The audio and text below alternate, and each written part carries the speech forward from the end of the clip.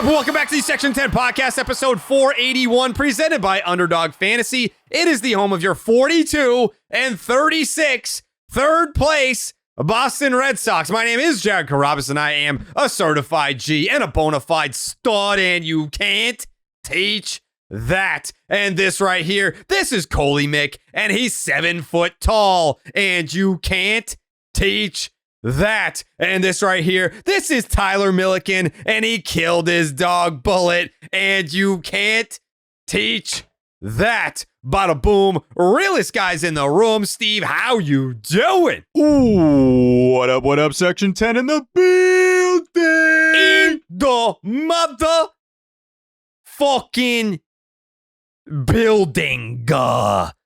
Presented by Blue Moon. Suck one. Suck one. Produced by Jake Yazzie. Fuck yeah. Yeah, big time fuck yeah today. We're talking about a little buildsubmarines.com, a little fucking NASCAR trip, a little tornado action in New Hampshire. Wait, can we hit the horn? I know, we're in the playoffs. It's where you have the third wild card right now. This fucking team is in a playoff spot. The number 6 seed goes through Boston. We told you.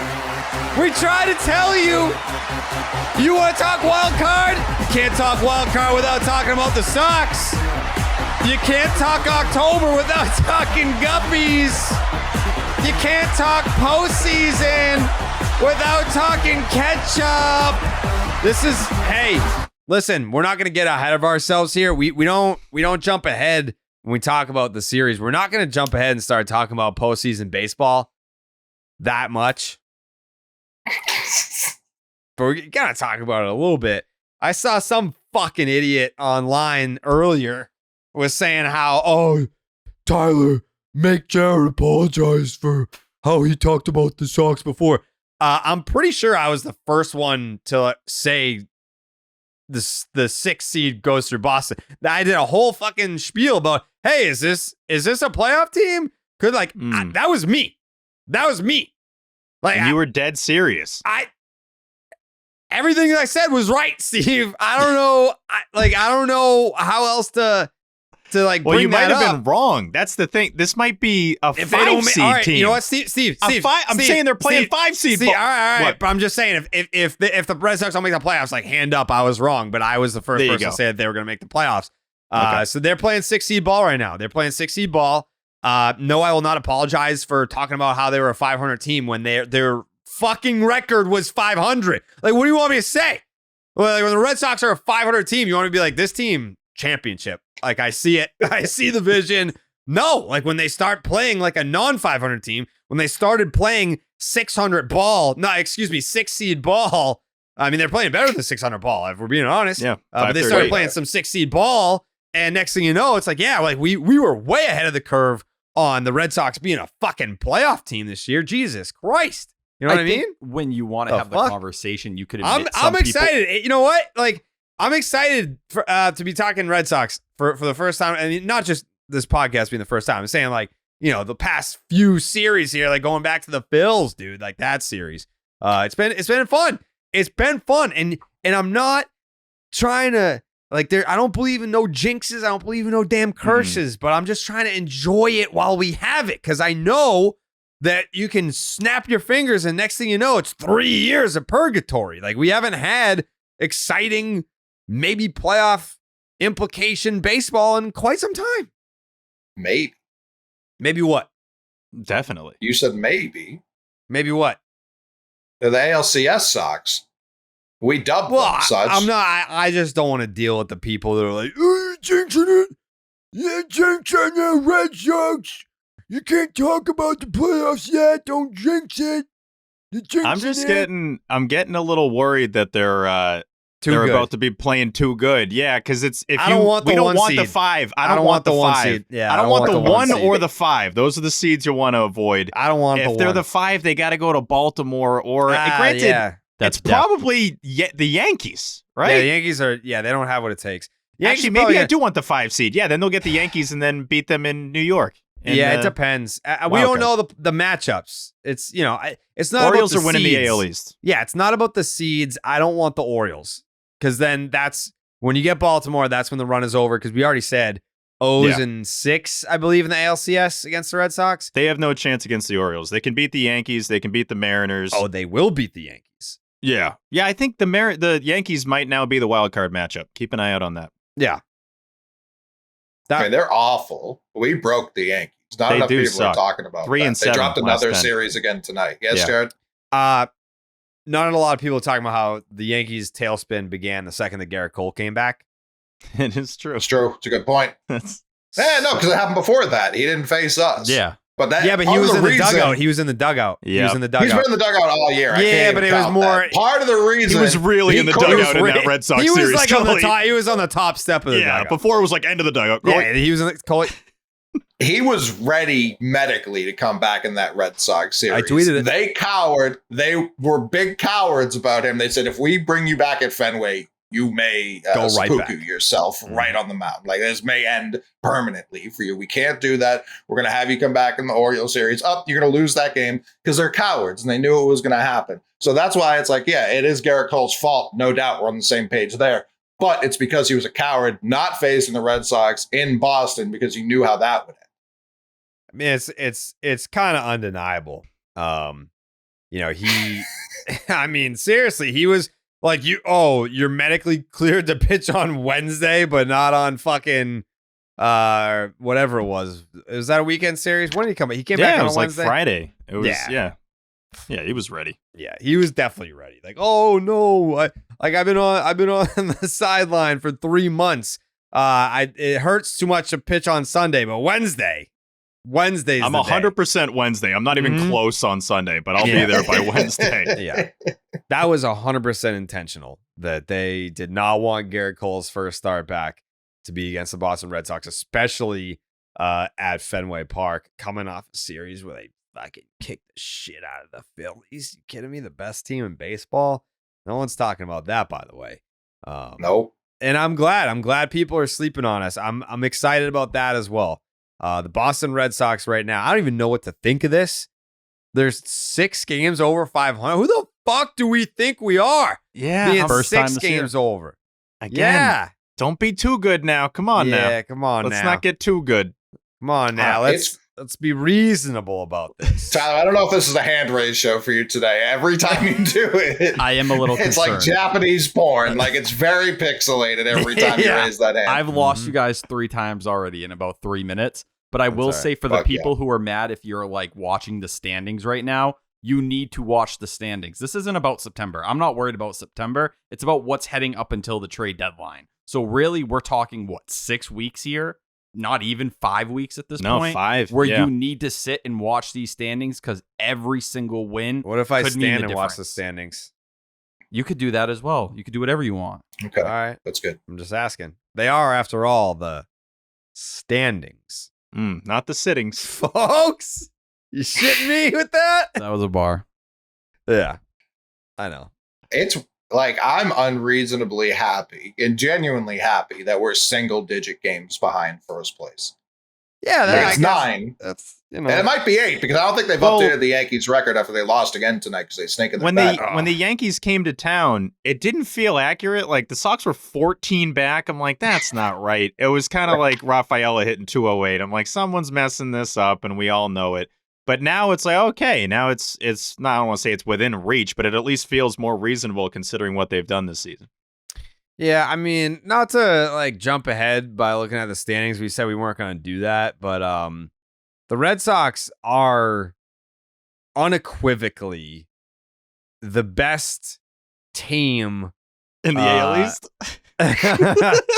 All right, take out the division winners. Take out the Yankees and Orioles. The Sox are the best team in the AL East. Take out the division leaders right now. Yeah, and the Baltimore Orioles. Mm-hmm. Yeah, the Red Sox are the next best team in the American League, in my opinion. And it should be your opinion. We're not talking standings. Okay, we're talking team. Just the whole feelings on teams. American League, because the Twins are better. Yeah. The Twins are record wise better, but the Red Sox are better than the Twins. 100%. Couldn't agree more. Okay, Jake. We did lose a series to them. Shut up, Jake. The Twins suck, though. Shut up, Jake. Yep, Sox way better than the Twins. Thank you. Oh, it sounded like you were saying shut up to Jake. No. I was trying to get Jake's opinion. If you don't shut your fucking mouth for 2 seconds. You won't shut the hell up. Jake always yapping. He's always yapping. I won't stop. Never stop. Bouncing off the walls over there. Calm down. Up, Jake. Damn. Let me get 1 point off, Jake.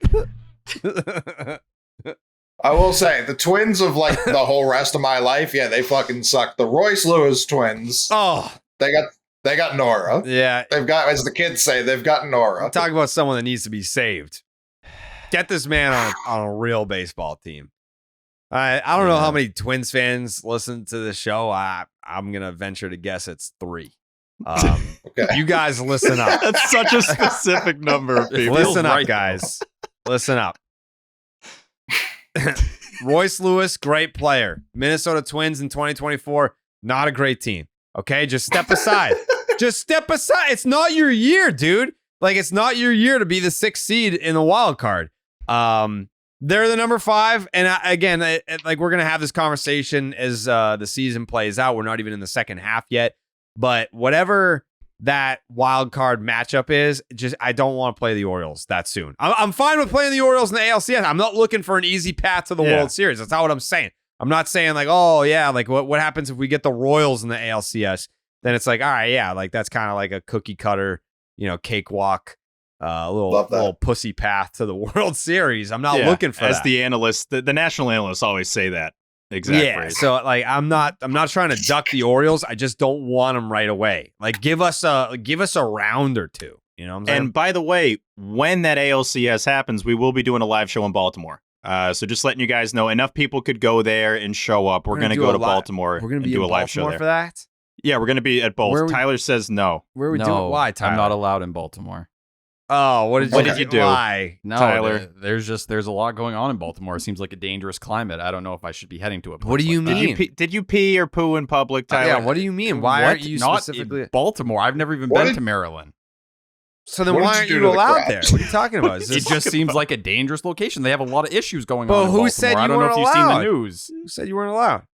I made the self-decision. I don't like bridges. Bad things have happened there. I don't want to go to Baltimore. This guy banned himself from Baltimore. Too soon? Right. Is that too? I'm not joking about it. I'm nervous. Way too soon. That's going to fuck up their entire city for years. I know, and that's why I'm scared to go there. I thought you were talking about the actual crime. I thought you were doing a racism. No, one of my biggest fears in life is being on a bridge and it falling. Baltimore? Any bridge. That's just one of the your latest biggest bridge. fears is on a bridge that falls. Yeah, the Zacrum. I went over it today. Thought about it. The Zacrum? Go. Come on. The Zacrum? There's no R, dude. That's not correct. There's no R. That's not correct. There's no R. There's no R. There's no R. Insane. Jared was born on that bridge. He was raised on that. I went on the Zacrum today. My high school graduation ceremony was on the Zacrum. I got my diploma on the Zacrum. That's crazy. The Zacrum Bridge. The Zacrum Bridge. That for someone that like, it's not like he's from Connecticut. Like I can understand. Everyone knows Zacrum. Like I'm a Sox. It's very like I easy. grew up in New England. I'm a Red Sox fan from Hartford, Connecticut. Like, it's like, oh, there's half Yankee fans, there's half Red Sox fans in Connecticut. But I obviously don't go to Boston a lot because I live in Connecticut. Tyler's from Brockton, which is like maybe an hour from Boston. To not know what the Zacrum Bridge is might be a first time like double suspect. Like I'm still mad. Mandela effect. Mandela effect. Totally. The Mandela effect. So like it used to be a lot of people who remember that. Yeah. Doesn't that mean other people have said Zacrum? I think you're the first one. Yeah, I've never heard that. Yeah. Yeah. I think it's a Pokemon. It doesn't even also mean other people have said it. It means there's a mass psychosis where people still think it's that. Yeah. No one thinks. Zero people. Including you, because you know that's wrong. Opposite Mandela. It's the exact opposite of everyone thinking it's one thing. Yeah. Yeah. It's all good, Tyler. Yeah, you've had a lot of driving today, Tyler. Maybe that's it. Maybe Long day for that T-Dog. suspension should be taken away for how long today was. I think he drove for 5 hours. So. Okay. Yeah. I mean, yeah. I don't care. He drove over the Zacrum twice. Again with the finger, yes? McDonald's. In my time of need. McDonald's, in my time of need. I showed up and I needed a 20-piece nugget. You gave me 14. You gave me 14 nuggets. There's nobody That's not even fucking counting. close. There's nobody fucking That's counting not at even McDonald's. close. Listen, Weymouth McDonald's, okay? Wow. Weymouth. That person was strung out. You can't blame him. Wow. I was upset. 14 nuggets. The fries were fine. The Wow. Coke was good. But to sit there and have to count those nuggets as I was driving down the road, That's crazy. 14 and a 20 piece? dog, That's illegal. Wow. it's a full Mighty Meal missing. Wow. All I right. wonder why they rebranded it Dildo Burgers. Dildo burgers. Hello, welcome to Dildo Burgers. Welcome to Dildo Burgers. I can see that it's you, Tyler, again. You're back. I've never been back. to that McDonald's before. You're back, Tyler. Fuck you. Are you back for the crispy dick basket? I want the crispy dick basket.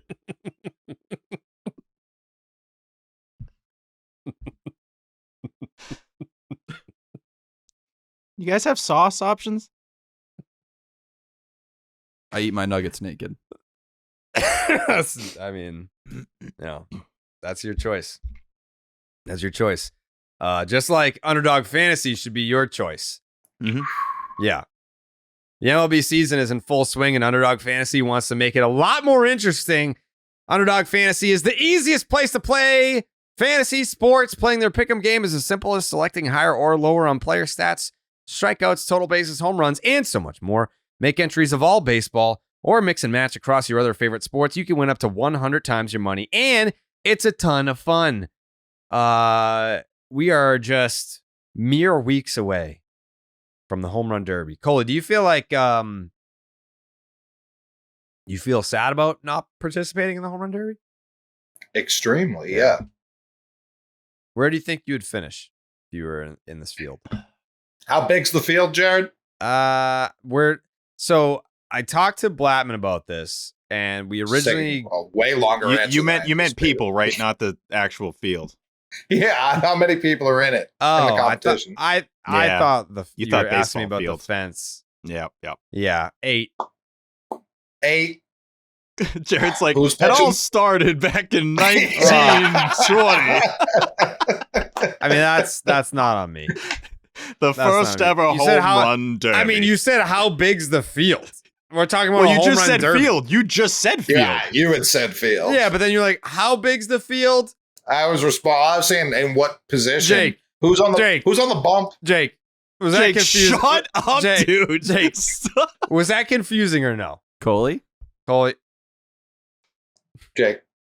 Jake. You did say, where would you finish in this field? And he said, how big's the field? Right. It was like, Yeah, next but to each like- Jake's on your side for sure. Yeah, Jake's on my side. Yeah, always am. We can all agree. Yeah. We can all agree. Yeah, he said, how big's the field? Who's on the bump? I don't know the answer to that at all, which is there's a Alright, chance Eamon's okay. pitching. We'll see. I'm very Okay. concerned about that. By the way, I'm kind of back on dunks.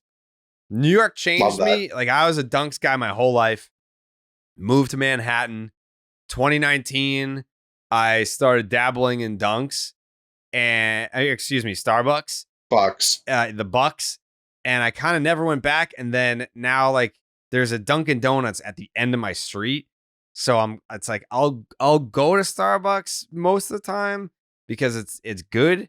But then there's just some days where I'm like, all I got in me is the end of the street. And Coley, Is where the would you closest- finish in the field? Well, hold on. Is the closest Starbucks to you the one in that mall? no. Okay. So I'd probably fourth. I think I'd come in fourth. I wouldn't win. Behind me. I definitely wouldn't win. That sounds Uh, fair. Yeah. I kind of feel like I'm going to finish in that area. Jared would probably disagree, but Yeah, no, you're finishing probably last. that's you underestimate. I played a lot of wiffle ball growing up. Yeah, but you weren't good. Tyler? You I'm don't not know raising my I hand. do. I'm just coming in first and I'm letting everyone know. No, It's that you're simple. probably that. 7. Tyler, you're not. No, this, Yeah, it's between you No. and Tyler for last. Who's putting For the sure. work in right now while all you guys are fucking around the fact doing you have nothing? to practice your wiffle ball swing Yeah, lets that's me not know good. you're not in great shape. Yeah. that Whoa, is bad. all right. I That would- was a low blow. The great Wow. shape thing. No, it's not There was shape. no I'm saying need for that. swing shape. Steve- That's not a Steve weight just thing. called That him wasn't a out. weight thing. That Thank was you. not a weight Please. thing. You Step called him up. fat. Please. That was not a weight thing. That's how I took it. Jake. Yep. Jake. Called him a fat ass. Yeah. You did. That's how I took it. Say too. you're not in great shape to win this thing. That's what that I meant. just Yeah, had to get yeah, my that's mechanics Tubby. right. That's you're talking He's about. going to be in his- the Texas heat. He's going to melt into a puddle. Yeah. Yeah. I am genuinely concerned about the heat. I think one of us is dying. I'm the fine. I don't care. The fine. I'm the fine about it. I'm not even gonna pay attention to it. That's a good point. Just don't pay attention to the heat, and then you're the fine. Yeah, I think it's a fine. I think if you have mental toughness, if you're in heat like that, you can just trick your body into thinking that you're cold, and then you're fine. Yeah. It's like those monks who light themselves aflame. They just sit there and they're not even worried about it. Yeah, they're fine. Mhm. Something funny about that, Tyler? Nope. Yeah. Love monks. He did that to a monk is why he's laughing. Yeah, that's true. Yeah. Make sure you sign up with the promo code Jared. That is JARED to get up to $250 in bonus cash. And you're going to get a special pick on Underdog. That's Underdog Fantasy promo code Jared. Yeah, so today was a big day. Tyler was just talking about how he drove 45 minutes total to get there and back. Jake Quick was commute. there, Coley was there, Steve was there, I was there. Where was there? Well, that's Loudon, New Hampshire, of course. All of us sharing in our first ever NASCAR experience, thanks to buildsubmarines.com. And when I tell you, the folks at buildsubmarines.com just making my day, making our day feel extra special, it's an understatement. They rolled out the red carpet for Section 10. We show up, they're like, what do you guys do? Everything outside of letting Tyler drive the car, which like at times felt like it might have been on the table. They were building up to it. They definitely were. Yeah. Like it was either like Tyler's going to drive the car, Tyler's going to sing the national anthem, Tyler's going to be like the start your engines guy. Like all of it felt very much in play. So we were in the Build Submarine suite, which was cool. We got to go down onto the racetrack. We were in, what's it called? The infield? The infield. You Yeah. got it. Is it really? It is. Yes. We were in the infield, which is like the area inside. Are you fucking with me? No, it is. It's just like you're saying it like it's this huge word. Like, Well, I mean, it's NASCAR terminology. I'm not. hey, we I'm a learned stuff first today, timer, though. We yeah. learned a Believe lot in today. yourself. That video they showed us about how to drive a car and everything that included. We know everything at this point. Yeah, they were giving us like a safety instructional video on how to drive a car, and Tyler was like, "Oh, They put me right in front of the screen, like where anyone else could go. I was directly in front of it. Tyler was taking so many notes on the off chance they're like, we're going to need you for a couple laps. He's like, all right, let me get all of this down right now. yeah, very loud, but very loud. fun. Just like an experience that you gotta experience it." But we got to meet real life submarine people. I learned so much about submarines from them being like, a normal submarine excursion is 90 days. And I'm asking this dude so many questions. I'm fascinated about this. He's like, yeah, we go down there for 90 days. And something about Spotify, like when you obviously there's no Wi-Fi, which I thought was also kind of like, shouldn't submarines have Wi-Fi by now? No, not at all. Why? The towers give us Wi-Fi. The towers aren't underwater. I know, but like there's Wi-Fi on planes. Why can't there be Wi-Fi on a submarine? That's air. I feel like you're missing It's the same that part currency. of the equation there. What's the equation? The down versus the up. I get that the down versus the up thing poses a problem, but it's like, how much money does the government have? Built trillions. You're telling me they can't develop the technology to get Wi-Fi on a fucking submarine? Yeah, why Wow. can't Wi-Fi go through water? What's water got that's blocking the Wi-Fi? What does water have against streaming? Viscosity. It's I- got some visc. It has Oh. oxygen in it, which is in the air. There is oxygen. Yeah. There is oxygen. We Just can get about. Wi-Fi through oxygen. Yeah. Well, they were saying that if it's a 90-day submarine trip, that Spotify, if you download music for Spotify, that it only keeps it downloaded for 30 days. So like it just runs if you don't connect to the Wi-Fi, then you basically have a 90-day trip where you can only listen to music for the first 30 days. And I was like, do you guys like work out down there? Like, how do you stay in shape? They're like, yeah, we do push-ups and do pull-ups on all the pipes. I was like, oh, how do you eat? Like, we have steaks, like everything's frozen. Like we have like frozen meals and stuff like that. And I was like, well, I mean, there's no TV.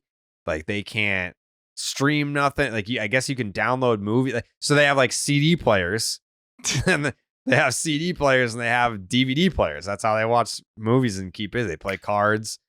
It's like, man, that that sounds like a Mr. Beast video. Can you survive 90 days on a submarine with basically no internet?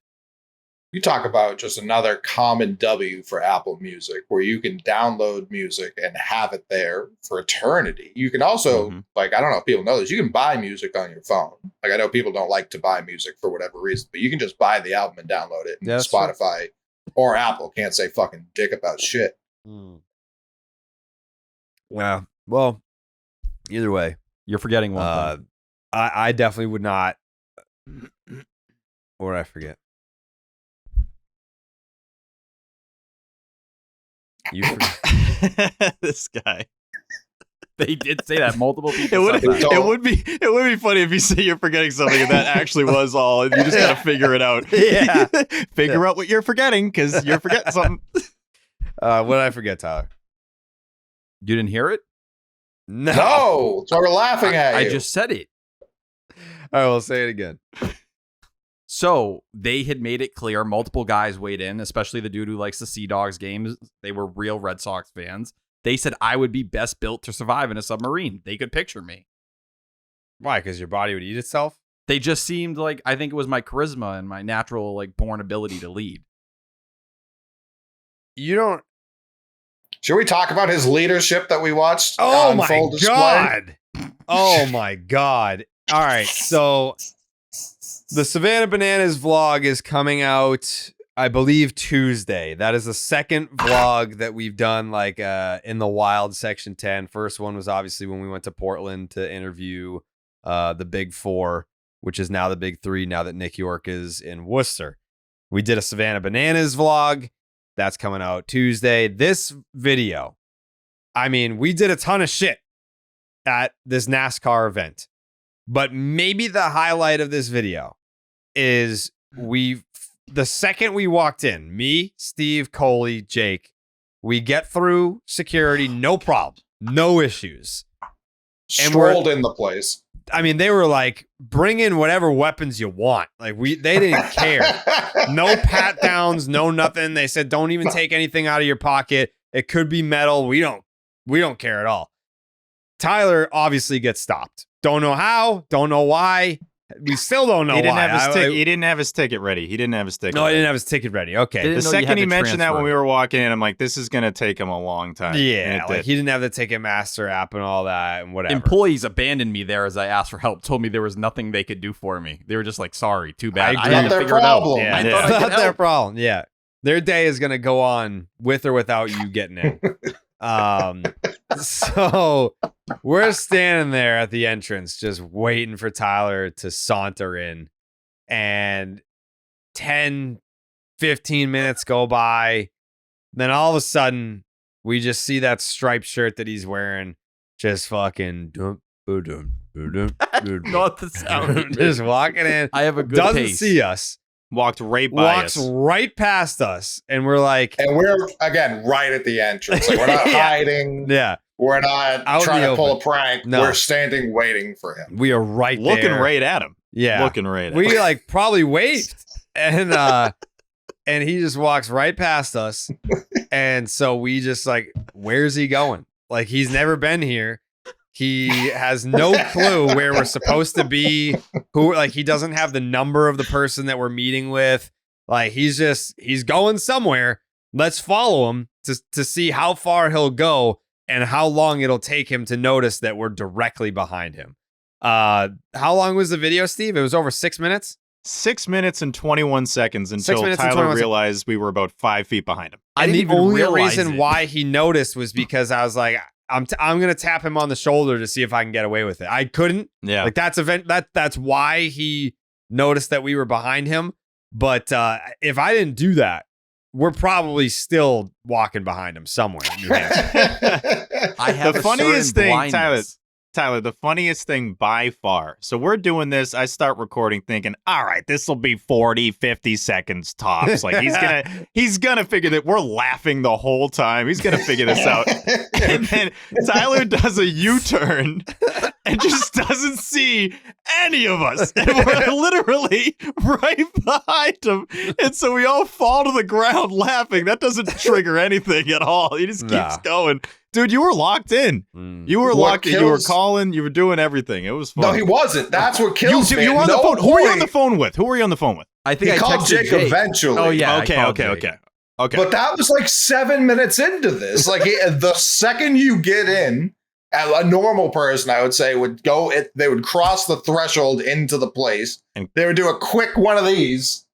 Nope, don't see my pals. Now I call or text somebody. Yeah. He just walked in and was like, north. We go north. He would not be deterred. The way he was turning when he would decide to turn made no fucking sense. So no random. sense at all. I almost tripped over myself. I'm pretty sure it was sharp. And then in his haste, like again, we're all walking as a group. If you saw us, you would go, there goes the Section 10 fellas all walking together. A fan spots us. They go right up to Tyler. They're like, T-Dog. Jarren dives onto the track. He's out of there.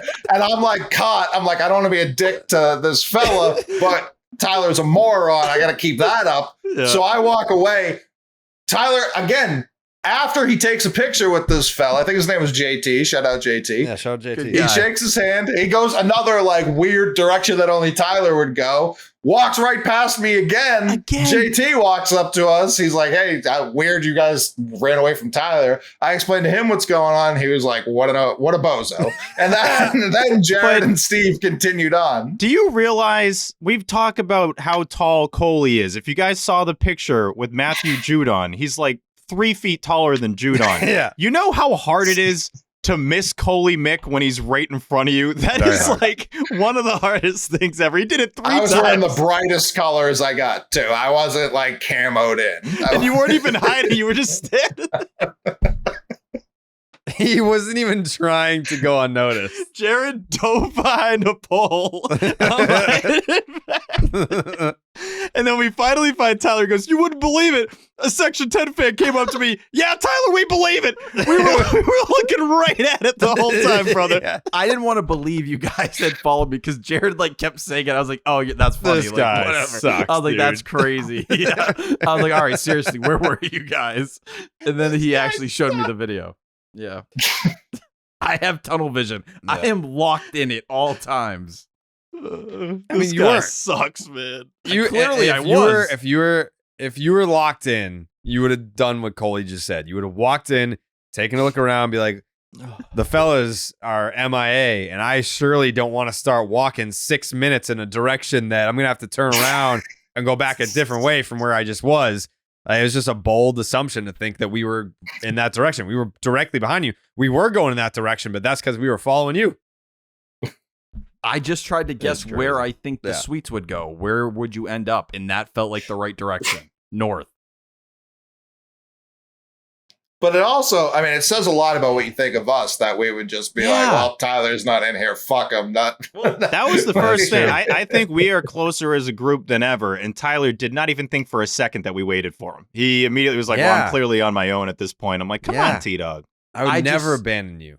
We were running late and I knew we had somewhere to be. And I was like, I couldn't be mad at you guys if you're like, damn, we had to get there. This is PTSD from at the previous company where Tyler showed up like 10 minutes into the David Ortiz interview.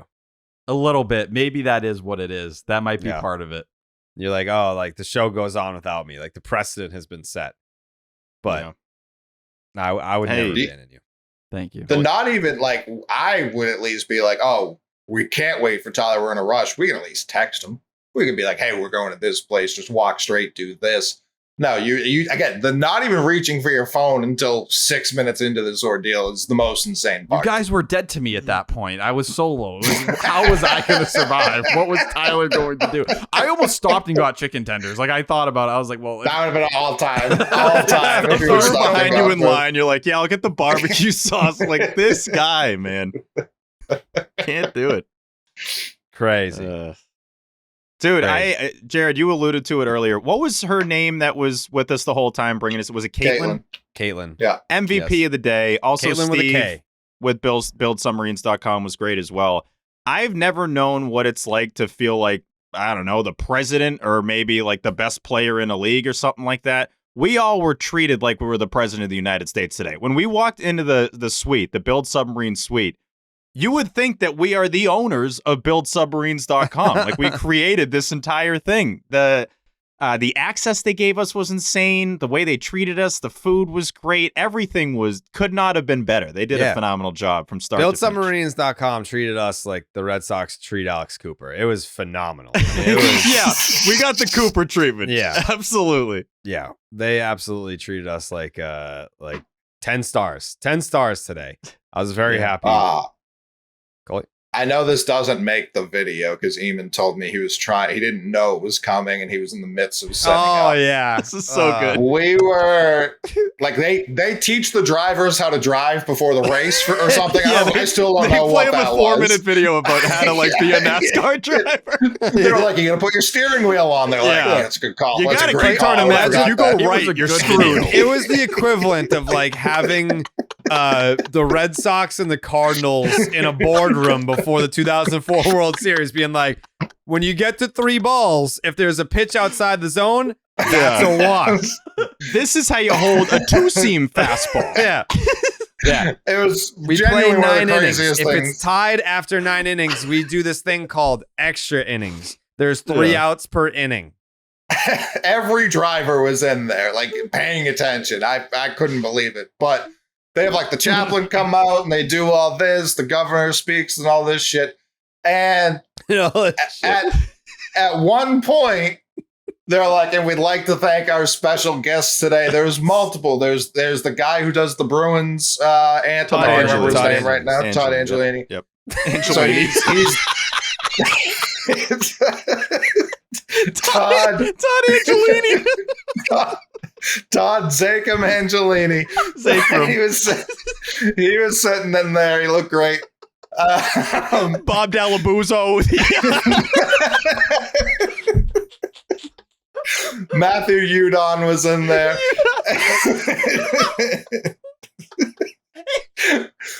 But for some reason, they let off with us.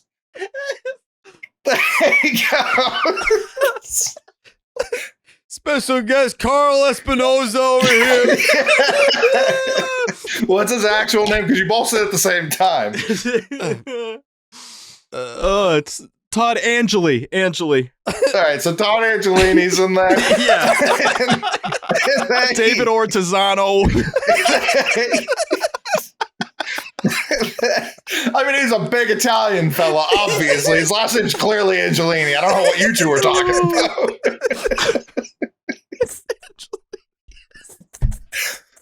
But they lead off this star-studded celebrity row. And they go, we got the Section 10 podcast here. Maybe one clap. Maybe one. It was one of the drivers. It was one the of the last drivers, guy yeah. in. Yeah, and he felt bad, so he's like, I turned and I was like, oh no, they don't care at all. Well, Coley, you did one of the funniest things ever, because you're right. They led with us. I'd like to thank our like MVP guests today from the Section 10 podcast. And then you just go, woo! That was me. Like, that was Jared. Okay, That was me. because no one was doing anything, and so Jared goes, woo! I didn't know. Puts his I didn't know finger what was up. going on. So like, No clue. they were like, because we were first. Obviously, like if they had, said other people first, Angelini, if they said him first, I'm like, all right, they're gonna name us at some point. Someone in this room is gonna know to clap. But they were like, want to acknowledge a special guest today, Section 10 podcast, and I was just like,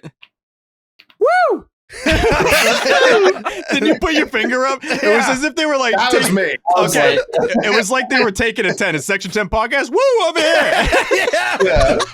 That's us. And then Front and the center. very We're next in the front row, by the way. We're closer than the drivers are to this trophy. Yeah, seriously. the very next people they say was Grillo's Pickles. People were like, fucking woo! Grillo! They can make a pickle. They can make a pickle. People were going ape shit for the pickles. I was just like, oh man. Oh man. It was crickets when he said Section 10 Yeah. podcast. Nobody gave up. Man. Fuck. Angelini was like, you guys said them before me? Yeah. Oh, he was probably thrilled they didn't lead off with the Angel Man because Yeah. he got a proper applause. Oh, they went nuts. He brought the house down. He brought the house down. Yeah, that was very fucking funny. Unbelievable. Well, Eamon, by the way, obviously, per usual, did a great job. He was pissed. I was like, I missed it. And I'm like, I'm glad you missed it. I'm glad that the you woo didn't- was funny. I asked him immediately. I was like, please tell me you got that. He was like, I was setting the camera if I missed it. No, that would have I'm been fucking glad he classic. did. I'm glad he did. Section The 10 one- podcast. Woo! Woohoo! People were like, huh? We then were The just what? laughing the rest of the announcements. Yes. Oh my god. Shout out the trophy too, by the way. They have Oh, like an yeah. actual Big love. standard trophy, but the real trophy, like I think the Indy 500's what, like a glass of milk, something stupid like that. Yeah. You go to New Hampshire, they give you the biggest lobster you've ever seen in your life. And that has to be in the running for like one of the coolest trophies in all of sports. Yeah. I was glad Rest that in Jared peace. said this, but I definitely didn't know it was alive. I was recording Its the penis the was trophy. moving. I like. Oh, that's how. Yeah, you got to look Yeah, at like the penis. the lobster. It's It's bigger than a. It's. I was gonna say it's bigger than a football. It's about the size of a cornucopia. I would say the same Okay. thing. It's roughly cornucopia size, but it's got these giant claws, and it wasn't moving. But then, right where the penis is, it was like Mm-hmm. it was Yeah. doing a little something. I was like, oh, that thing is. I didn't realize it was alive, but that's a real ass lobster, and it was Huge. ready. It was ready. Yeah, yeah, it was ready. All of you one by one around me came to the realization that it was a real lobster. It was very funny Yeah. to hear. Well, Coley was like, well, obviously it isn't. I was like, I hope other people thought that was dead because I might be the only one. But I thought it was Thing fake. is I huge. didn't think it was dead. it's the biggest lobster I've ever seen. It's I wild. also have my sunglasses. Comfortably. Oh yeah. yeah, It's not even a close second for lobsters. yeah. I didn't know they No. made them that big. They don't taste as good when they're big. How do you know? Clip that. You I've just got, seen it. yeah. People say the little. Don't clip that, Jake. Do not clip that, please. But Jake's call. When Yeah, you it's not talk Jake's about call, yeah. little lobsters, Jeremy's they have hiding in the little- back right now. He already clipped it. It's Yeah. already. Yeah, it's already It's out. already on the Sorry, Section 10 tweeted. out of context. Yeah. Twitter account. At Section 10 OOC, we had to change the handle. The other one was glitching out. At Section 10, How do you OOC. glitch a handle? something was going on. I've never seen it before, but we punted on Section 10 Pod 10. OOC. Now it's just at Section 10 OOC. Give it a follow. Jeremy's been doing great with it. It's a great account. I mean, I've been using it all day for just any reply to anything that anyone says to me. I was like, there's got to be a Section 10 out of context clip that I can use to respond to this. And there is. Whew. Todd Angellini. Angellini. I did think want we're, to like, say real quick, Jerry. Yeah. Huge shout out to Brad Kozlowski. I think I wanting to fucked make his sure name it's- up. I don't think you did. No, I think you nailed it. Yeah, you said You it nailed right. it when we talked to him. All right, Yeah. then someone else. So I assumed that's what it was, and then I watched a YouTube did video when I pause. came home, and the video said something different. Yes, Tyler? Was it the Rich Life, that video? Maybe, I don't know. There was a video I watched on YouTube when I was driving up that also said it fucked up, but every other way said it the way you said it. Like Oh, on the for real? broadcast. Yes, 100%. Call it. Tyler cannot be watching YouTube videos while he's driving. Oh, Okay. you know what? Whoa, You know very what? clear. I've take got that back. I've got a little birdie that told me that when Tyler like drives, that he'll. So I have like a magnet back mount on my like dash, so I can like put it right here, and I can just be driving, and I have the game, and I'm hands free. But I don't think that's better. It's, Nope. I'm not Just saying as bad. I'm not saying it's better, but I have both hands, and it's like I'm listening to the TV broadcast, and I'm not like watching the fucking game and driving, but it's like if like OB's voice peaks, then I can like look over and see what's going on. But a little birdie told me that Tyler will just straight up drive like watching Nesson 360 and like holding the phone in his hand. Just not Considering just not I had a fair. very Yeah. serious conversation with Coley today about a car accident, I'm not going to feed into any of these rumors. Fuck Kevin Majori, who started that rumor, who's been pushing these kind of narratives. I never did that. I listen to the game on the radio like a good person. I sometimes cut video when I drive so that we have video to post. That is all. Steve, put your fucking hand down. Oh, What he's is your doing it. issue? Tyler, you had a good stretch of not doing that. Tyler's like, guys, I don't drive irresponsibly by watching the game on my phone while I drive. Yeah, I I cut cut clips. video. I Come cut on. clips while I drive. I've got Final Cut up like everybody Yeah, when they you guys drive. don't edit while Idiots. you're on the highway, you Yeah, morons.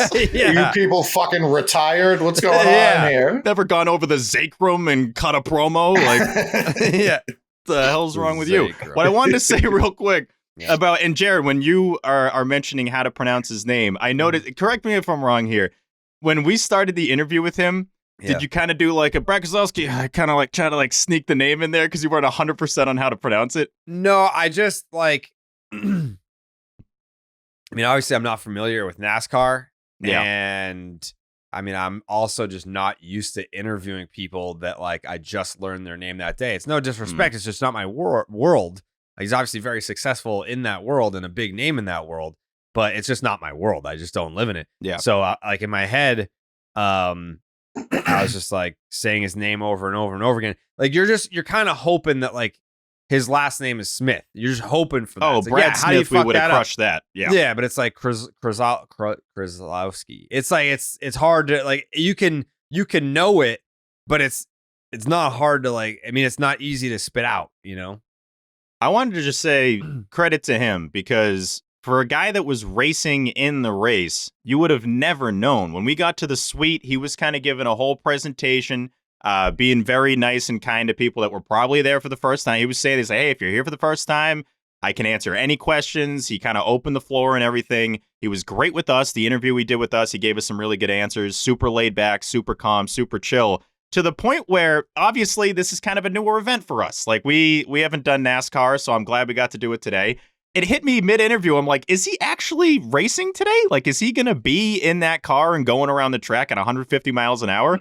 And he was. And so we do the interview, take the picture with him there in the suite. Caitlin then brings us down. We get to do a bunch of cool stuff in the infield, inside the track out there. We then get to take another photo with him by the car, and he's super great there, super nice there. It hit me like, what other sport would this be the case? That's like going out there and just taking a picture with Tanner Houck before he like starts throwing pitches for the game. Like that, it just wouldn't happen. But this was, a really neat event, a really cool way for us to see a new sport we haven't seen before. And Kozlowski was awesome. I thought he was great from start to finish. He was. I would also like to say to all of our deaf listeners out there, NASCAR is the sport for you, because boy, oh boy, is that shit fucking outrageously loud. Yeah. I can't stress. And they warn you. They're like, it's loud. Like, you think it's loud, it's way louder. And then it's even louder than that. So I don't know if there's a better sport out there for the deaf community, because you guys can go out there, ears agape, and have a grand old time. Oh yeah. Yeah. Oh yeah.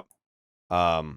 Also, last thing on Kozlowski is that, like, I mean, he's obviously very, very good at what he does in a world where there's a fuck ton of fans and people that do take it very seriously.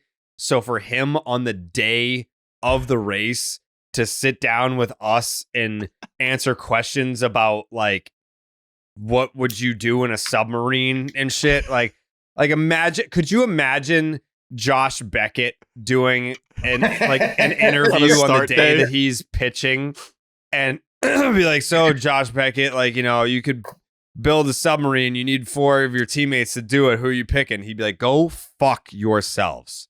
Fuck you. Yeah. And then he would fight us. But Brad didn't fight us. But not only did Brad answer the question, but I think he gave great answers to our questions, which was awesome. And he kind of wanted to keep going. Like, yeah, we were done with the interview and he was still sitting there. And he was like, nope. Not wrapping it up. Nope. No, not wrapping it up, actually. Not doing it. I thought we were on, like, the RFK team for a second. Like, the race is about to start. They brought us up there into their, I don't even know what you'd call that. It's almost like they're, It was like sitting next to Alex Cora and listening to him, like, what decisions he's making throughout the game. That's the kind of, like, exclusivity you got in this whole situation. Yeah, it's basically like their dugout. Like that, it was the equivalent to that. You see all their systems, like they're following the car around, and we had the headsets on. I'm like, this is crazy. We're listening to Brad on the speaker. I'm like, can we tell him to drive faster? Like, I don't know if this connects to his headset, but that was awesome. That is pretty cool. I got lost. My radio I shut it off because I was trying to adjust the volume. I accidentally shut it off. When I turned it back on, it just had me listen to everybody. And I was like, can I like cheat? Can I be like, hey, Truex is really trying to go fast here. I don't know if we want to stop him. I don't know. I don't know what the strategy is. I don't know what the counter is, but I got the info. You tap those guys' shoulder. Hey, these other guys are about to go fast. Let's top them and go fast first. Run the fast play. It is. I was saying to Caitlin about how it's very similar to baseball, where you've got your players on the field, you've got your coaches, you've got your grounds crew, you've got your manager, you've got your executive. Like, they all have that. Like, the guys that were, is it the pit crew? I think you nailed it with that one too. Yeah. Like, those guys are all. What he's driving? What's the thing? He's a car. What's that thing he's driving around? Yeah, pit crew's good. They were telling us about how, like, these are all former, like, D1 athletes. Like, the dudes that, like, pop off the tires and pump the fucking gas and do all that shit, they do it in like 8 seconds. And they were all, like, limbering up and stretching and doing all these exercises like they were getting ready for the Super Bowl. Like, they were all, like, super freak athletes. Like, it's not just like, it's not someone looking like Tyler going out there and changing the tires. For that, there's some guys that out there. They just move quickly. No, there weren't. No, yes, a few. No, like, these guys they looked like they had just graduated from, like, a D1 college football program. Like Alabama. Yeah. Seriously. Like, it was impressive. I know we've probably seen footage before of the pit crews, like, changing the wheels out and everything. Seeing that happening 5 feet from you, and that they change all the tires, fill the car up with gas, literally in 8 seconds. Like, it's one of the cooler things I've seen. It was pretty badass.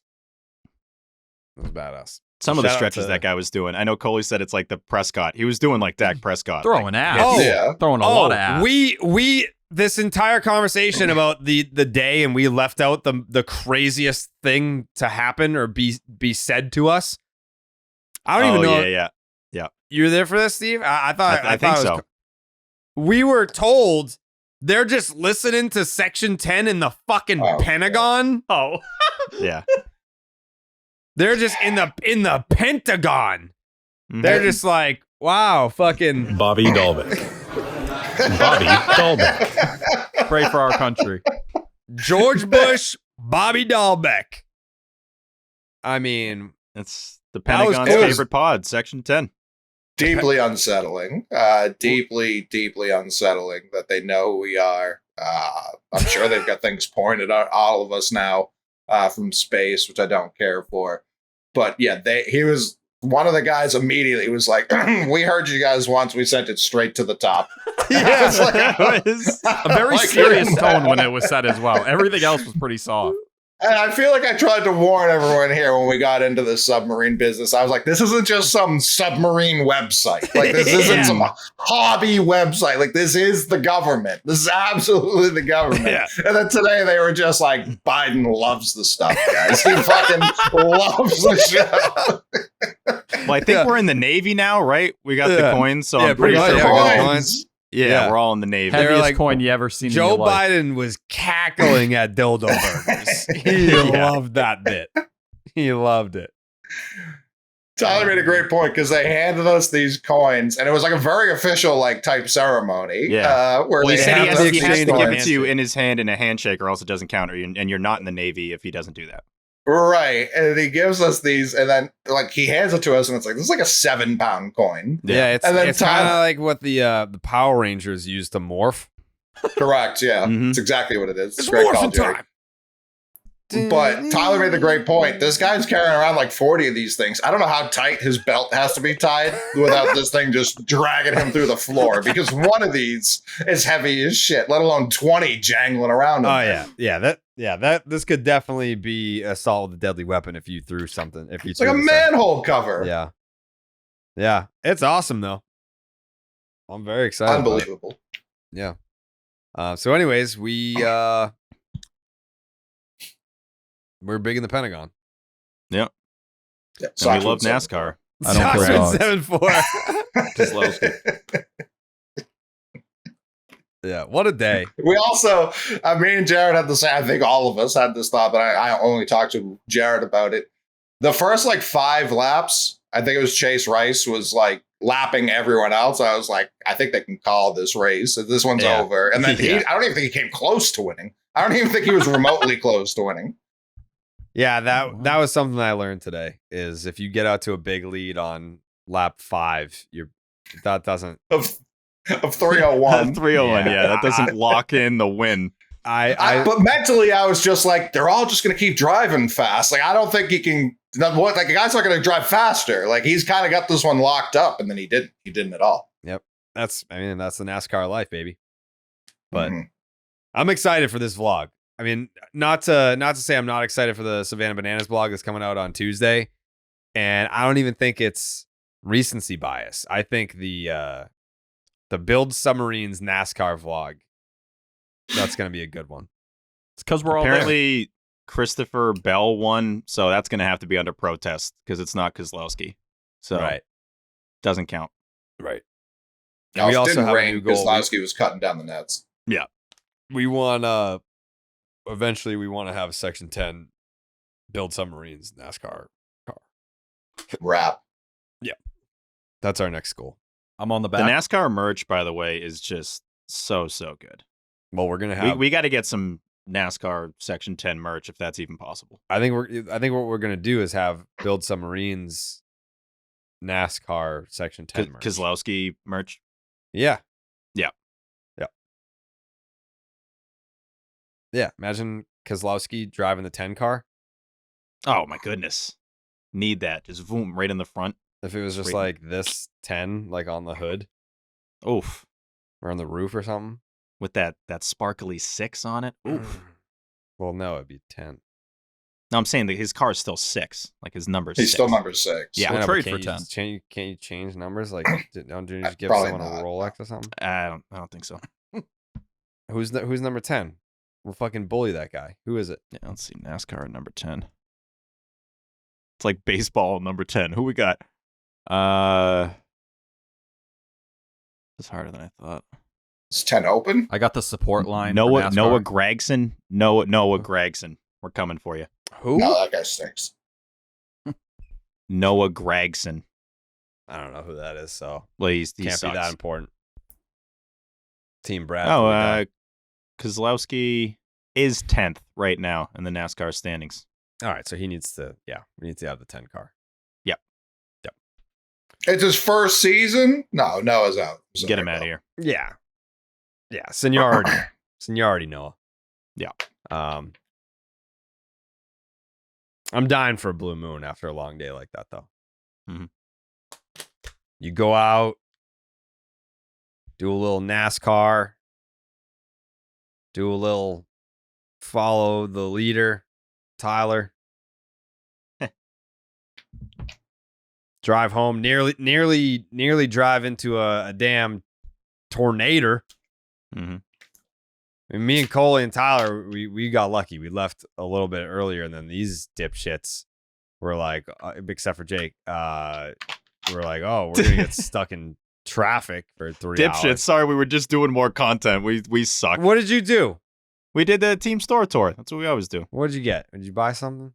Yeah, I bought a couple things. Yeah, I got a Show 'em. NASCAR hat and then a couple little race cars. No. Hot Wheels. I got a little Kozlowski and a Jeff Gordon. Did you get a T-shirt or? No, I got a hat because we had the Build Subs tee. I like that one. Oh yeah, yeah. I'm excited. That's a great shirt. That's a great shirt. Mm-hmm. And Blue Moon's a great beer. Some beers can say that they're brewed for baseball, but only Blue Moon is brewed by baseball. Beer and baseball, they just go together. And no beer goes better than the one that was literally born in a ballpark. Blue Moon was created at Coors Field in Denver, Colorado. It's the natural choice for opening day and all season long. I know Tyler was slamming Blue Moons at the NASCAR race today. Plaster. Yeah, he was like, "Oh man, like this day has been nearly perfect." And we were like, "What do you mean nearly perfect? This has been perfect." And Tyler was like, "Well, I don't have a Blue Moon in my hand, do I?" And we were like, "Buddy, how about we put a Blue Moon in both your hands? How's that sound?" And he was like, "That would be a delight. That would really complete my day." So we got him the Blue Moons. We all had Blue Moons. We cheersed to a great day. Not too many, though. Not too many, of course, but the day was capped off with a delicious Blue Moon. From its refreshing flavor with Valencia orange peel for a subtle sweetness and hints of coriander, Blue Moon Belgian-style wheat ale is a one-of-a-kind beer that's made brighter. It's carefully crafted and full-flavored with refreshing notes and a smooth, creamy finish. Blue Moon was brewed by baseball to give you a dose of nostalgia and get you excited for the new season. Why strike out with the same old beer when you can get something that is one of a kind? Its bold flavor, bright explosion of color, and iconic orange slice ritual guarantees a one-of-a-kind beer experience that is perfect for spring weather. Best served with its signature orange garnish to showcase its beautiful hazy color. A beer this good only comes around once in a blue moon, but you can enjoy it all season long.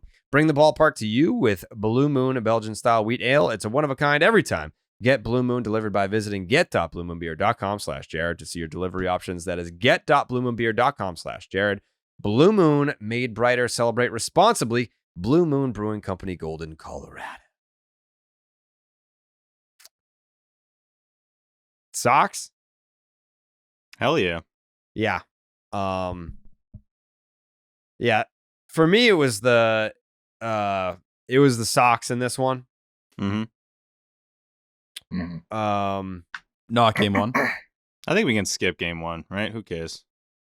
Were there any takeaways from game one? They just lose on Fridays. That's what they do. It's They super just lose simple. on The game sucked and it Fridays. was Friday. That's it. They win on Sundays. Is that pretty much like what we said? I was like, yeah, they're going to win 2 out of 3. They're going to lose on Friday and win the next 2. I think that's exactly what Yeah. you said. And that's pretty much what the fuck happened. You know what I'm saying? The only note I have on Cutter is that the velo was down about a tick. So for those worried about whether he's going to be able to hold up or not, obviously he's still giving up home runs or whatever it may be. Ball 3 was more in flying this though game. on Friday. Candelario. Yeah. Candelario it was was swinging it. hot. All right, here's my take on Friday. Ball was flying. Cutter gives up 3 bombs in this one. Abbott gave up 2. There was that bases loaded situation with Ellie De La Cruz where he punched him out bases loaded, even though it might have been a ball, but who cares? It still counts. It still counts the same. That was strike 3 with the bases loaded. And I want to say he was somewhere like 40 something pitches after 2, and he still goes out there and gives you innings, still goes 6 1/3. I mean, you tell me right now, like Cutter Crawford has given up 3 bombs and it's bases loaded in the 2nd inning. And he still pitches into the 7th. And he was at 40, whatever it was, 5 pitches after 2. You're like, uh-oh, like we have a bullpen game on Sunday, but we're probably gonna have a bullpen game on Friday too. Like he still went out there and pitched into the 7th after that. So I just wanted to, even though it was a loss, I still, and 3 homers, wanted to give Cutter major props for righting the ship, because even though it wasn't a win in the game, it was a win to be able to not send the bullpen out there for fucking 6-7 innings, knowing that you were going to have to do that anyway on Sunday.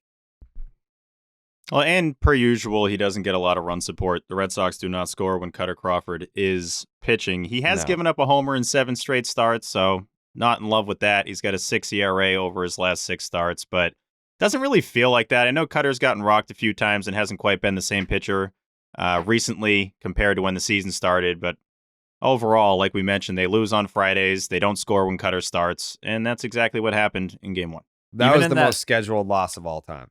Yeah. Even in that 7th inning, it probably goes a lot different if you make the first play, which is the Valdez error, right? Like you make that play, obviously things go off the tracks completely when Boozer comes in and just throws TJ Frito's bunt away. But you get that first out of the inning and Cutter doesn't have to work for an extra one. He probably actually gets through 7 innings. I agree. Boozer's the most off the tracks pitcher I've seen in some time. Like he kind of only comes in to get things off the tracks. I mean, things like never seem to be going well when Boozer's out there. That's the play at the plate. I mean, it's an underhand flip with the glove that goes over the catcher's head, and it should have been. I mean, I don't know that you can assume the out, but it should have been 1 run. The Reds scored 2 runs on the play. Not that they ended up. It didn't matter in the end. The Red Sox didn't score. No. But it just it made you feel like like this is, this isn't happening now. Well, we had talked about how the Red Sox hadn't been doing dumbs recently. That was a dumb. That was definitely a dumb. It reminded me of earlier in the season. To your point, though, it doesn't, dumbs that don't make a difference. If you're going to lose either way, might as well actually throw some dumbs in there to get them out of your system. Yeah. It doesn't make a difference for like this game or necessarily the season, but it's just like when this guy comes in, I expect a loss. And it's I agree. Every time. Yeah. What are his numbers? I don't feel like he's been bad. I just feel like Cam Boozer's been good. Dude, it's a 3.30 ERA, a 2.89 FIP, 10K per 9, 2 walk per 9. That's pretty good. That's but really even solid. like the ERA is low because those 2 runs get put on Crawford. Yeah, do or die play. But I think even overall, the 2.89 like Ryan Madsen in the 18 World Series gave up 1 run, and it was only because Moreland hit that tank off of him. But he allowed like 12 runs to score. Like that doesn't make you a good reliever. No, but we've had he's had 8 straight here. Let's not act like he just got scoreless here. outing. True. We've had what? What'd you say? We say Todd. Sorry, I just got back. I don't know how much I missed. I just lagged for 5 seconds. But no, he's been up on the team for some time. Like this one appearance overall, like I think for what he is, a lefty. Where he's not even the main lefty in the bullpen, the second lefty. No, he's not. Brennan Bernardino's the main lefty. I know. Yeah, that's what I'm saying, though. For a guy to be your second lefty, and those are the numbers he's putting up in his first taste of big league action, even go to the Baseball Savant page. Expected ERA, 2.95. He's red almost across the boards outside of ground ball percentage and hard hit percentage. I'm not debating. Like, his stuff looks good. It's just, I'm even looking at his last couple games. He pitched today. So I can't act like he has never pitched in a win. Well, excuse me, that was Saturday. They still won, so he did pitch in that win. But Friday, loss. Last Friday, loss. Wednesday before that, win. Game before that, loss. Like he just kind of only comes in and losses. And I'm not saying they're his fault. They lose this game if he comes in and it's still 3-2. I'm not saying that. I'm saying when he comes in, it's typically a loss. I think that's life of a second lefty. Like the number 1 lefty is going to get the good spots, the spots where you're trying to win a game or you feel like you're ahead. Cam Boozer's usually the guy before the mop-up guy that's like, hey, we're going to see if we can stall 1 more inning to see if the offense can do something. If they can't, all right, come on, Chase Anderson. Come on, Brad Keller. Let's go. But I think for a journeyman guy who's been up this year, it's been a pretty solid stretch. This was a guy that was not supposed to be on the roster for more than a couple weeks. That is true. I don't love him. I'll be honest. About him, but when he got called up, I had never even really heard of him before. I thought it was going to just be like a little blip on the radar where he got called up, and it's like, oh, this is a nice story. But he's been up ever since. I think that's fair. Oh, he's definitely been up longer than we would have expected. Like you thought Lucas Littke, but that's to his credit. He's deserved to be here. Oh yeah, 1,000%. Yeah, no, I think that's fair. He hasn't. I guess I agree with everybody. He hasn't even been bad. But to what Coley's saying, it's like, yeah, when he's in, it's typically an L on the scoreboard, and that is true. That's typically the guy that's eating innings and that. But you need eat innings guys. You do big time. They're important, but it's like even if you look at like Chase Anderson and Brad Keller, when Chase Anderson's coming in, I don't necessarily think loss. Like he comes in when it's like, oh, this game we're up by so much. It's Chase Anderson time. He can't fuck that up. Not jumping ahead. We tried that today with Brad Keller. Not jumping ahead. We'll always have. But we tried that today with Brad Keller. That outing in Baltimore was legendary, though. We'll always have that for BK. Mm-hmm. We were meeting Brad Keselowski today, and all someone said was Brad, and Tyler was like, "Oh, Keller's in the building." Like he actually said that out loud. I was ready. Brad Angellini. The Red Sox are 13-13 in games that Cam Boozer has pitched in. All right. Okay. There we go, Mr. 500. I'll take it. I mean, that's just that's not a reflection on him. That's been a reflection on the Red Sox this year. For sure. We needed something to still be 500. The Sox are like creeping way past 5. It's like we got to still have some 500 DNA on the team. Yeah. So it's Boozer. Yeah, that's big booze. Yeah. The booze bag. Yeah. Him too.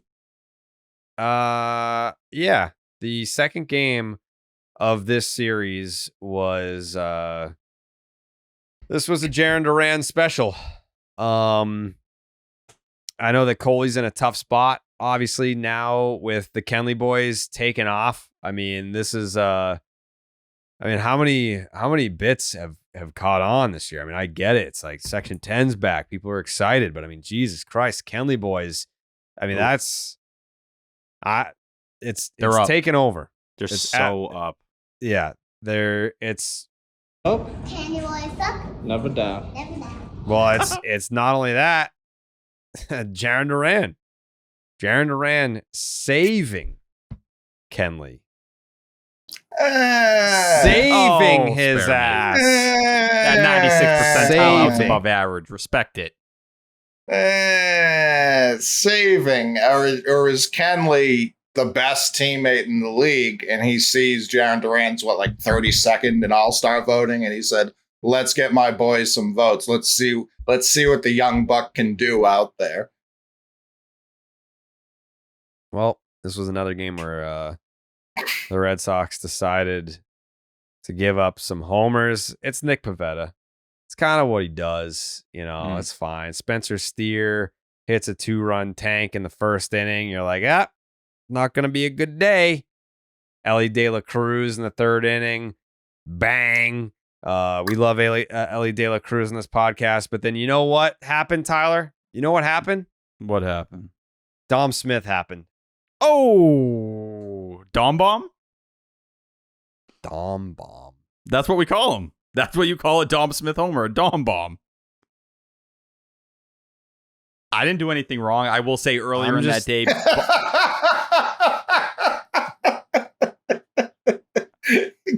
Pulled over by the cops. I did not have a drink, officer. I promise. I swear. I'm good. You can keep going because I'm legally good. Yeah, I'm legally good.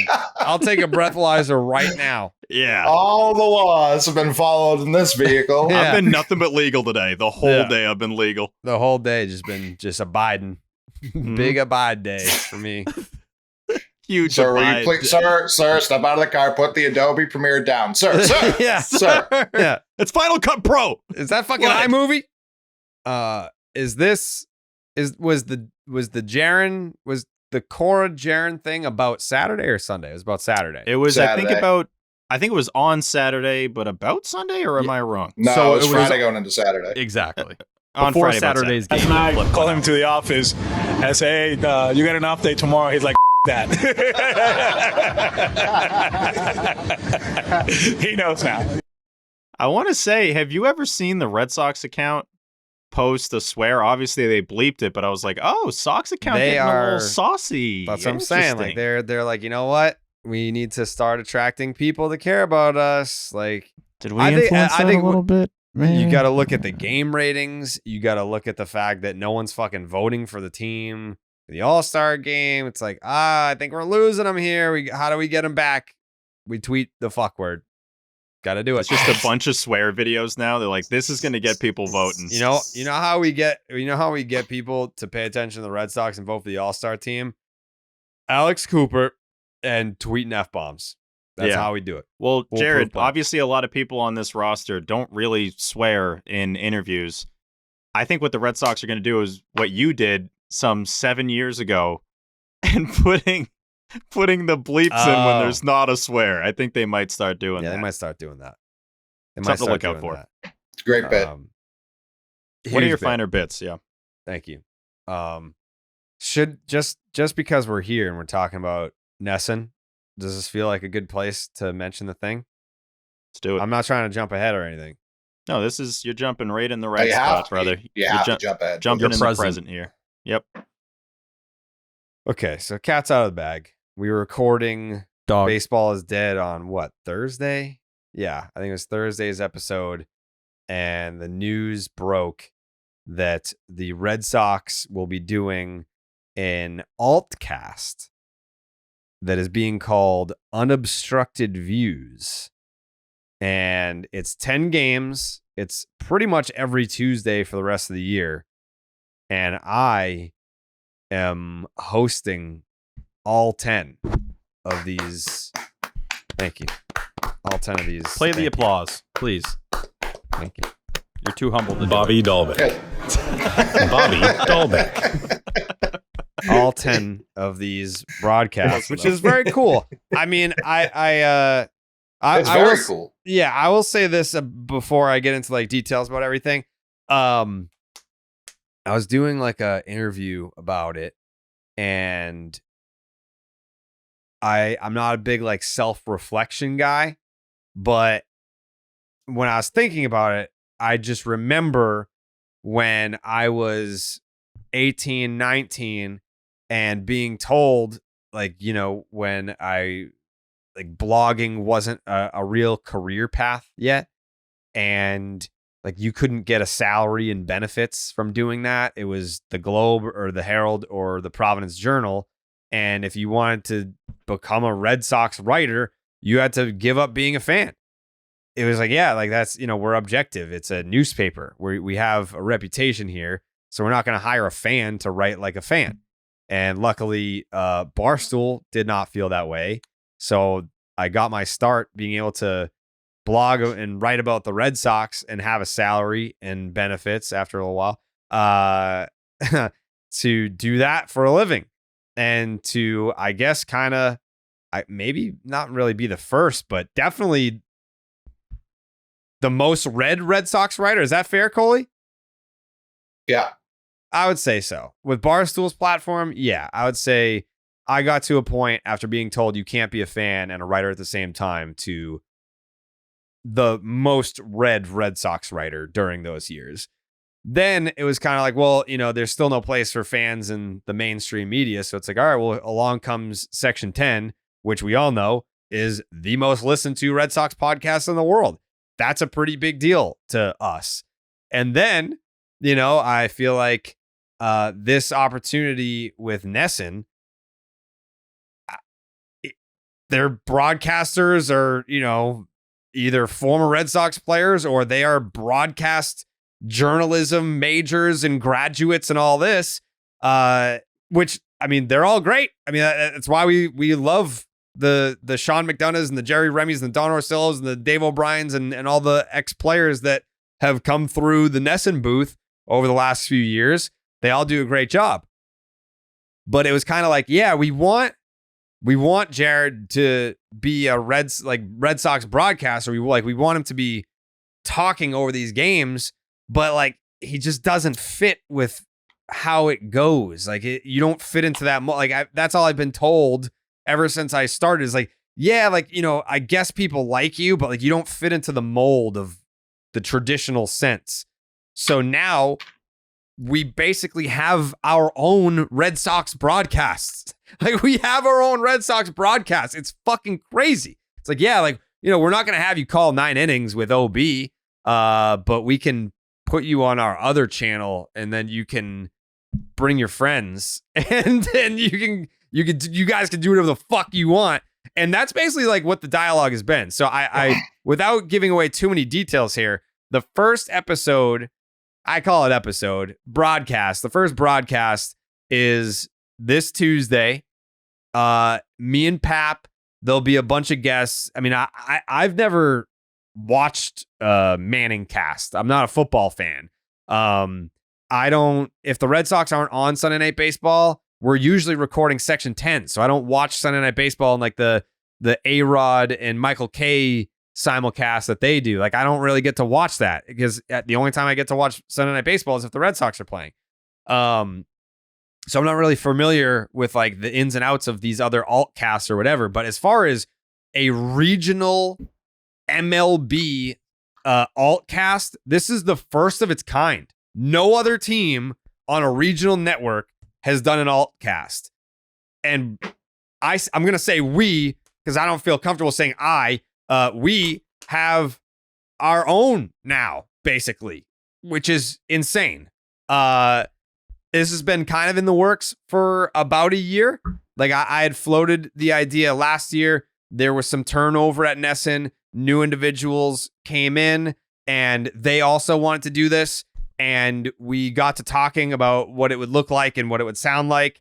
And it came together pretty quick. I've done 2 test shows this past Friday, and then a couple Tuesdays ago, I did one with Lenny DiNardo, who was awesome.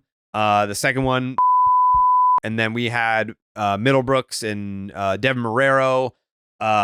So there have been actually bleep. So I don't think I said. So bleep it twice. Yeah.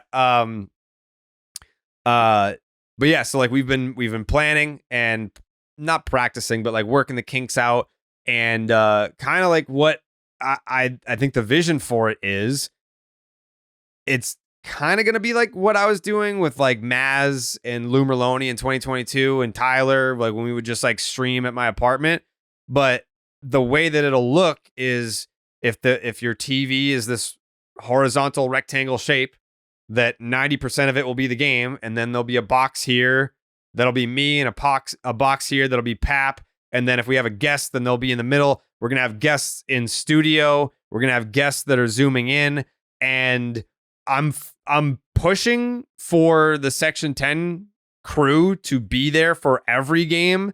I don't believe that's a thumbs up for the first one, but I know it's a thumbs up for the second one.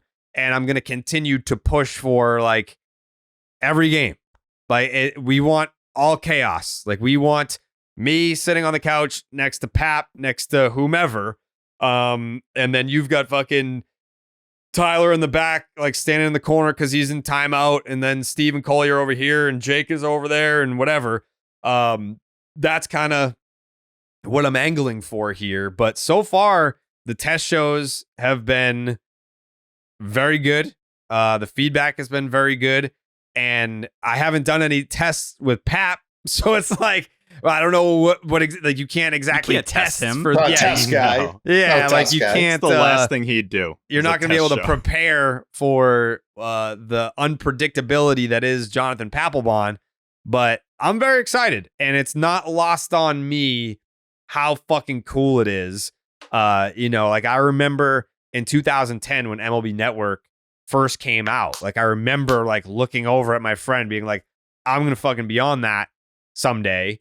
And it took 14 years, but I was in Arizona covering the MLB Draft Combine for MLB Network, flying back and then doing a test show to do like my own Red Sox broadcast on NESN. Like that is fucking crazy. Like I am very grateful and appreciative for the opportunity. But to me, like, Coley, You said one thing that's important. You said it was us, and it's not. Like, and I know you're being nice. It's you. No. Because a fucking loser. No. He doesn't get this without Jake. When you were like 8 years too old. Humble. He's too humble. Where you were like, I'm going to write about the Red Sox, and you were in like your attic or wherever the fuck you were. Like, no, you've been working for this forever. Like, you found out at a very young age. You were like, oh, I really stink at the sport, but I like it a lot. So I'm going to watch it, and I'm going to be the best at talking about him in the world. And it is all you. Like, we literally, all the rest of us have tried our own Red Sox shows. They didn't fucking work. No offense to the other shows. This is the show. And yeah, of course, we add to this, but it's you. You drive the ship. It is all you. You should feel fucking awesome. And it is insane. Coley, I got something to say off of that. And I was going to say something similar. Section 10 has always been the Red Sox show. You've always been the lead of Section 10. But you've also always been the lead of Red Sox Nation. Like that's really the core of this. When you're doing, I've seen you do this on Twitter sometimes, and I don't disagree with it. I like when you do it. It's good to always, take a step back and think about how far you've come and all that. But you saying what you just said, I'm going to disagree with you, like, politely. I don't think it's a surprise that this is happening at all. I think, if anything, this is an extremely obvious move by NESN. I'm glad they're doing it. When you initially told me that this was going to happen, I was surprised because, we've had some thoughts about NESN. I've had several thoughts about my former employer before. But at this point, it feels right. Like, this feels like the right time to be doing this. It feels like you're obviously the right person to lead it. And we hope that we can play some sort of a part in it. I think that's kind of where I'm at. Yeah, I mean, 1 second, Tyler. Come on, I was about to suck your dick too. Come on, just a tip.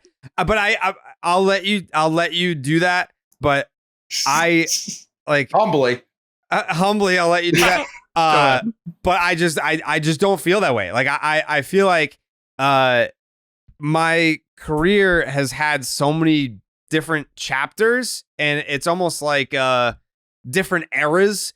I've been working towards the same thing this entire time, but and this will speak to Steve more than most because it's the wrestling comparison. Like my character has evolved over the years, like similarly to like Roman Reigns, where it's like I came up and I was this guy, but then I was this guy, and this wasn't really working. And then I finally found the thing where it's like, oh, there it is. Like I started in 2006. Like I was a junior in high school, but I didn't become who I wanted to be until I was surrounded by you guys. When I was in high school, it was the same thing when it's like you have a certain teacher where, oh, this teacher is strict, so I can't be who I want to be in this class. But in this class, I have the young teacher who thinks that I'm funny, so I can get away with more. I can be more myself. That's Section 10. Like I feel like I can be who I want to be because of you guys.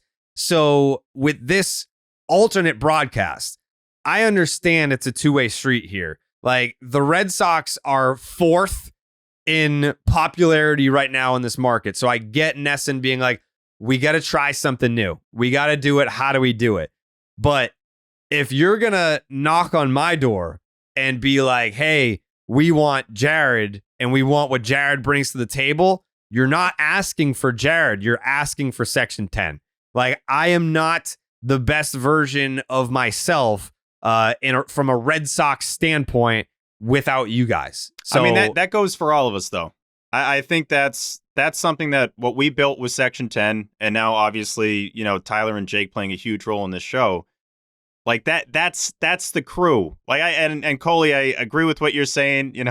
We do our projects. Obviously, we've all in our careers had ups and downs, and you grow from that, you learn from that. But to me, nothing has ever been better than this team. And that's the thing I've been most proud of my entire career. Jared, to your point, that's the thing that's why you lift all them weights. Like that's why we do all these reps so that we can get this team, and then obviously opportunities come from that. I mean, today was friggin' awesome. That's why like this was the best. All of us together. Like that's what we talk about. And even when some person's missing, Coley, right? When we did Savannah Bananas, you guys said it. Even if you joke around the Portland Sea Dogs stuff, like it wasn't the same with not every single person there. It just hits a different level. And Jared, this is another example of you. And, you would never say it publicly, but when it came to bringing Section 10 back and doing all this stuff, were there maybe pathways where you could have done better for yourself, but not given the fans what they wanted? Of course, but you put the fans first again and again. And this year, I will speak honestly, didn't see it during Name Redacted. The amount of people that have asked for a live Section 10 product or something like that this year, any form of it, has been constant. And this is possibly a way to finally give that to them. Yeah. So that's what I'm pushing for. Everybody eats. I want, as I get these opportunities, I want to make sure that, my guys are involved and taken care of and a part of it. I don't view myself in any regard as like a solo act, like when it comes to like, national MLB opportunities, like I like to get Jay Hay in the mix. And like, I know Dallas is married to the A's with whatever, but like, anytime that I can get someone else an opportunity because of something that has come in front of me, then yeah, I'm going to do that. Like, I'm not going to be like, oh, fuck, like now is my time to shine. It's like, no. Like now is time for us to be able to show maybe an entirely new audience why Section 10 fans are so fucking rabid and passionate about the podcast. Well, guess what? Like it's why, at the end of my Barstool run, one of the last conversations that I had with Dave before leaving, he was like, well, what do you want to do? And I said, I want to grow. Like I've reached my ceiling in terms of growing in the Barstool space. Like I want to grow in the baseball space. How do you do that? Get me on MLB Network. Put me in front of the people that I can't get in front of for whatever other reason because of barriers on the internet or whatever. Like get me on Nesson. Then we can kind of like if you compare the people that listen to Section 10 versus the people that identify as Red Sox fans, like I understand it's the biggest Red Sox podcast and I understand that the audience is large, but there are a fuck ton of Red Sox fans out there that I'm always trying to reach and impress and entertain. And it's like that circus act where you're sitting there and you're like, come on in, like, look at what we got over here. Like, so that's what I feel like what this opportunity can be. I would hope and expect that our audience will come out and support. It's going to be on Nesson Plus. So people are asking, I think out of state's going to be a little bit different. I think you have to be in the region. Like you can't be blacked out, I'm pretty sure. But it's either if you have if you have cable, it's on Nesson Plus. And if you have Nesson 360, then you also have Nesson Plus with that. So that's the vision. That's the goal. It's it is something that right now I care very much about because I understand the opportunity and being the first, not just for the Red Sox, but for any Major League Baseball team. We get to set the blueprint. Everyone is going to do one of these in the coming years now. The fact that we get to be the first, we get to kind of set the blueprint for what everyone else is going to copy. If it works, if it's great, you're then going to see people be like, look at that. And, here's how do we duplicate this? Well, guess what? You can't. You can try. But you fail. Tune in Tuesday. Sox win 4-3. Bro, Coley beat me to it. Sox win 4-3. Sox win 4-3. Steve's show was big too. I wasn't just shitting on Steve's show, but I took it personally. It's all good. It's not big as this. Yeah. No, nothing is good. And I gotta say, the last 2 years, obviously a big part of me felt like it was missing. I will definitely add that.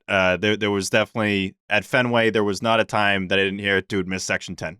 It was always miss Section 10, miss Section 10. Obviously pumped what I was able to do with Joey with ITM, and that was a ton of fun. Glad that Tyler has become part of the mix with what you guys did the last 2 years, but nothing tops the 10. Yeah. I was at the Super Bowl this year and was walking around with Tyler, the real Tyler, not this one. All right. With that Tyler. Oh. And people were coming up to me and like we had Jarren at like the 1 yard line, but it wasn't official yet. And it was just like, man, really wish the 10 would come back. Like at a completely different sporting event and like hadn't been involved, like you said, in 2 years, however long it had been. And people still were just like, yeah, need the 10 back. And I want to be like, fucking boy, do I have something on my fucking sleeve, dickhead. And I beat the shit out of him. Yeah. Guys just politely ask for the 10. Listen up, dickhead. I got some news for you, you prick. I'll kill you here and now, I promise. Jeez. Yeah. So I think I'll be at Fenway tomorrow, Monday, if you're listening to this tonight. Maybe the 6th inning. I don't know.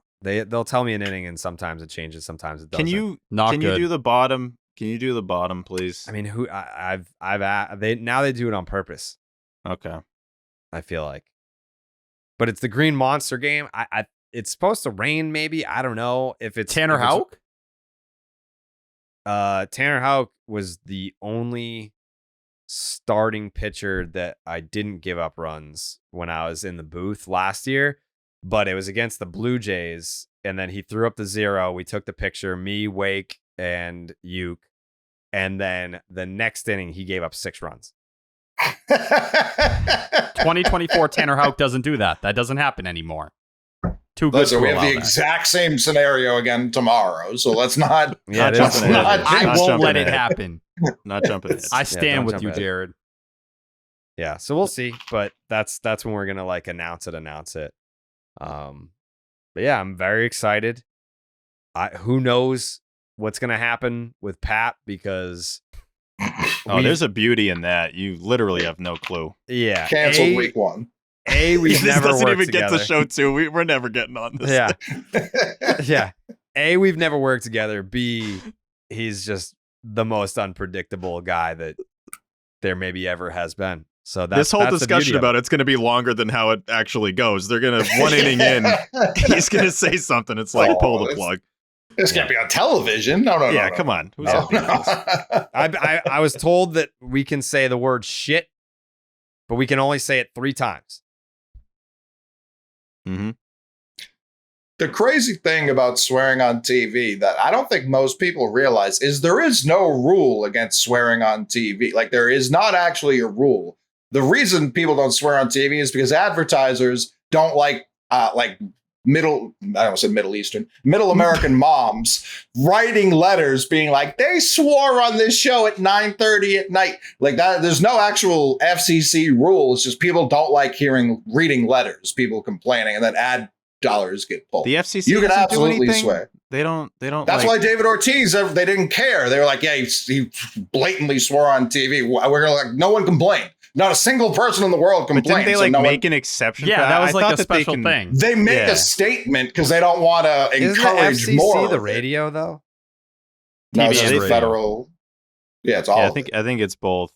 FCC is going to be like, Jared did say 4 shits, and we're going to have to get him for that. Like you get 3, you can't say a 4th. Well, yeah, ad people will definitely start pulling ads, and then if you have no ads, you can't be on TV. That's really where it comes down. Yeah. We've had swears slip across as a society. Yeah. No one. Typically, most people don't care. Yeah. Deb Marrero let an F-bomb slip. He let it swip out. He let it swip out. Just do the whole broadcast like that. Here comes Big David Ortiz up to the point. Moello let an F-bomb swip. Oh, Devin Moello. Oh, Devin. Jarren Duran digs into the box. Here comes Jarren. Oh, he took a big swing. He waited his whole life for this. This is how he does it. Yeah. But I that is something I would do though. He should be an all-star. If I was mad enough,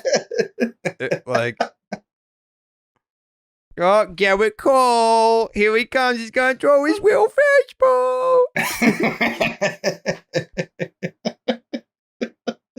Yeah, there's no telling how it's gonna go. I mean, from what I've been told, and I know this is hard to believe. Like people picture NESN, it's like, oh, that's very, that's professional. That is, an established.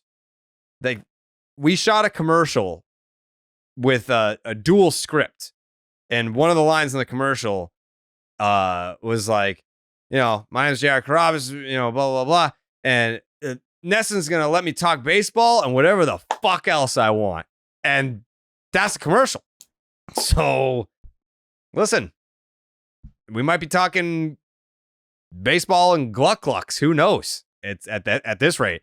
Like the Red Sox themselves have already broken down that barrier. So, yeah.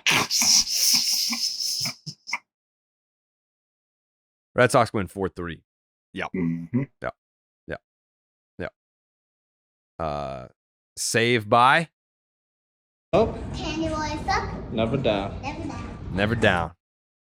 I did want to add real quick on Jarren Duran that it's almost like the reverse of how home run robberies normally go, where typically you're like, they call it a home run robbery, but it really isn't.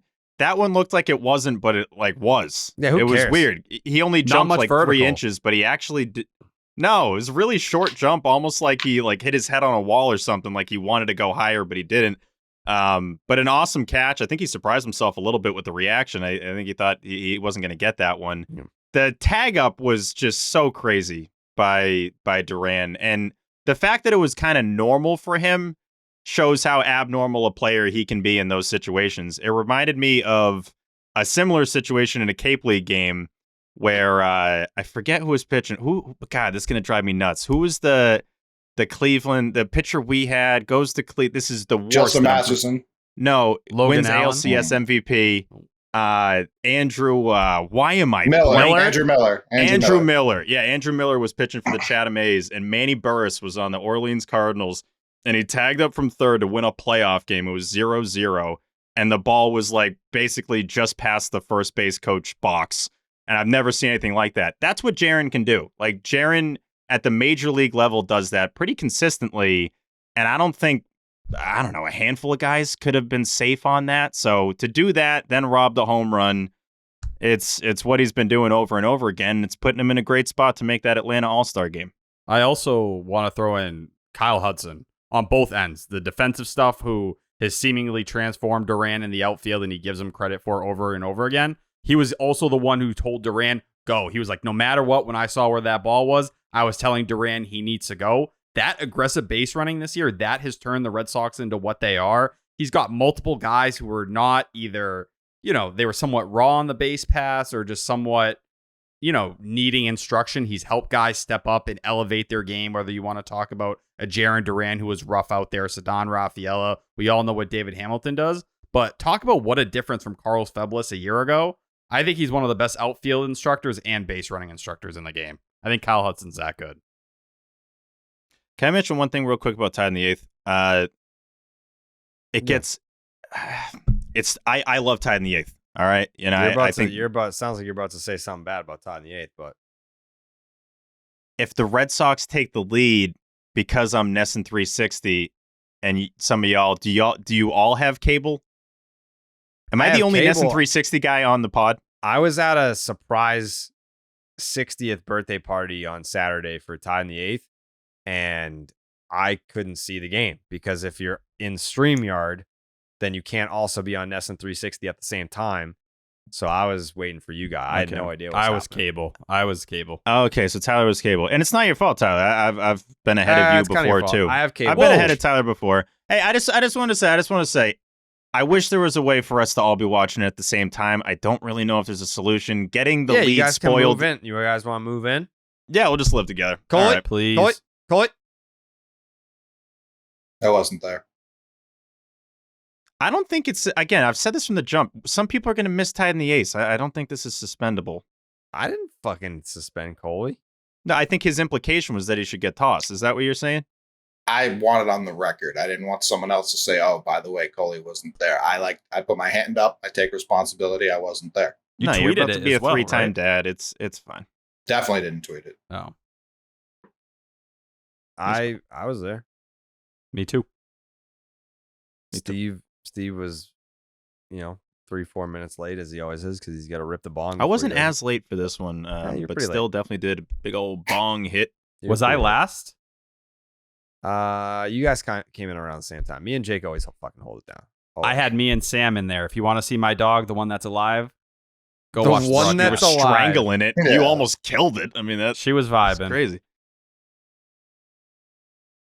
Wow. Game 3. Game 3 was today, and boy, did we were locked in on this game. They should have had the game on in that little pit area. They had 4 TVs. There was no reason not to have it up there. Just saying. Agreed. I just want to add to that. This isn't necessarily the New Hampshire Motor Speedway's fault. It is a little bit.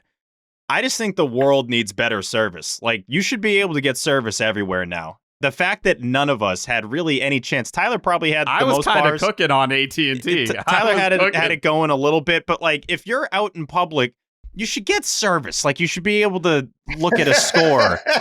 It's crazy that none of us really, we could barely get it. Tyler could barely get it.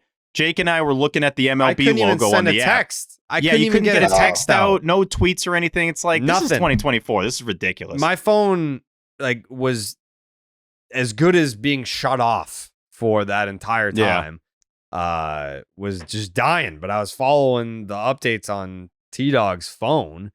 But if it wasn't for that, I was like starting to get a little pissed. Like, once we got to the suite, and I was like, does anyone have a fucking Wi-Fi password? How? First of all, if the answer is no, how? How does no one have a Wi-Fi password? It didn't help that they were like doubling down on it, and they were like, that's the experience. Like, you're supposed to watch the cars. It's like, no. I can watch the fucking cars and see the game. I can do both. Have a little faith in me. It was funny when we're down by the racetrack too. So we got the headphones on.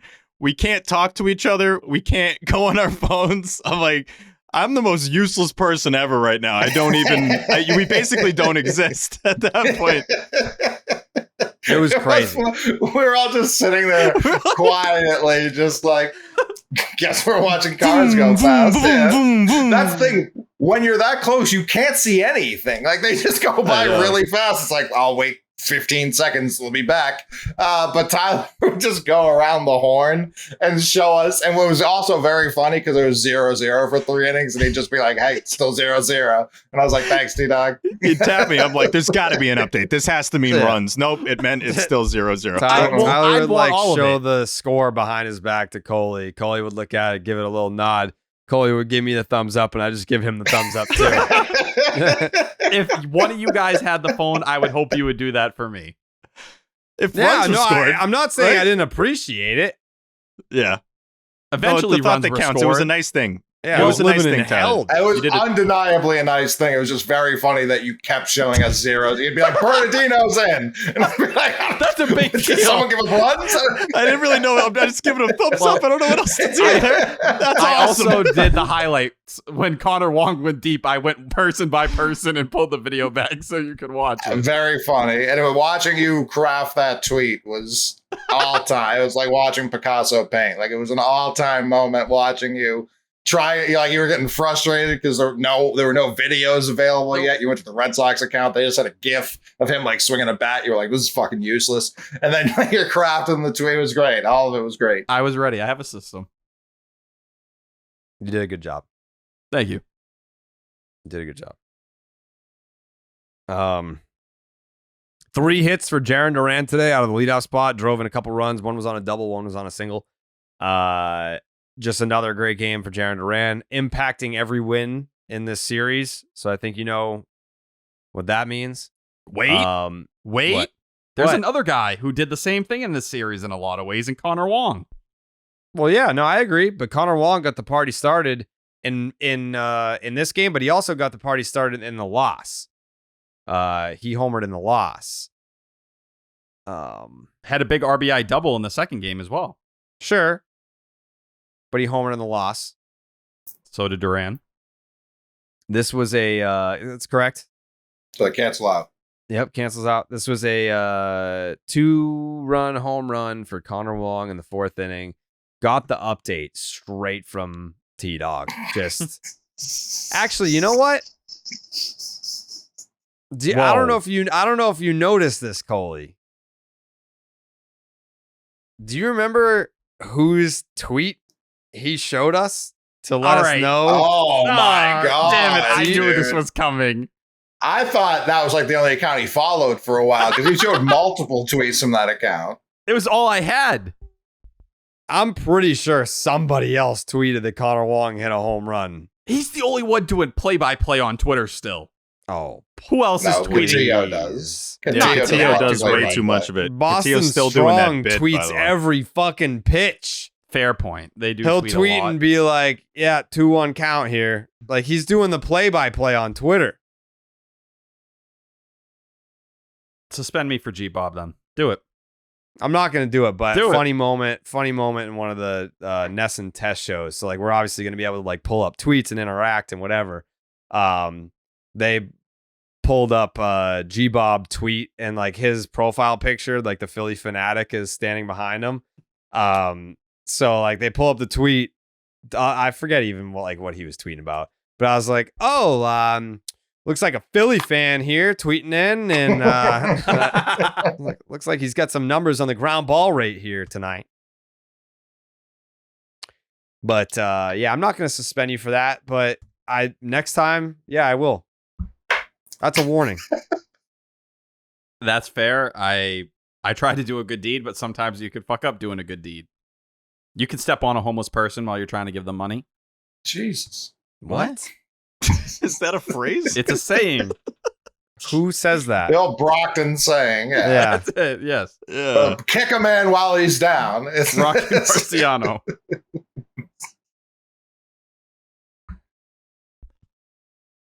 Jarren Duran doubled to make it 4-0 in the fourth. Big inning.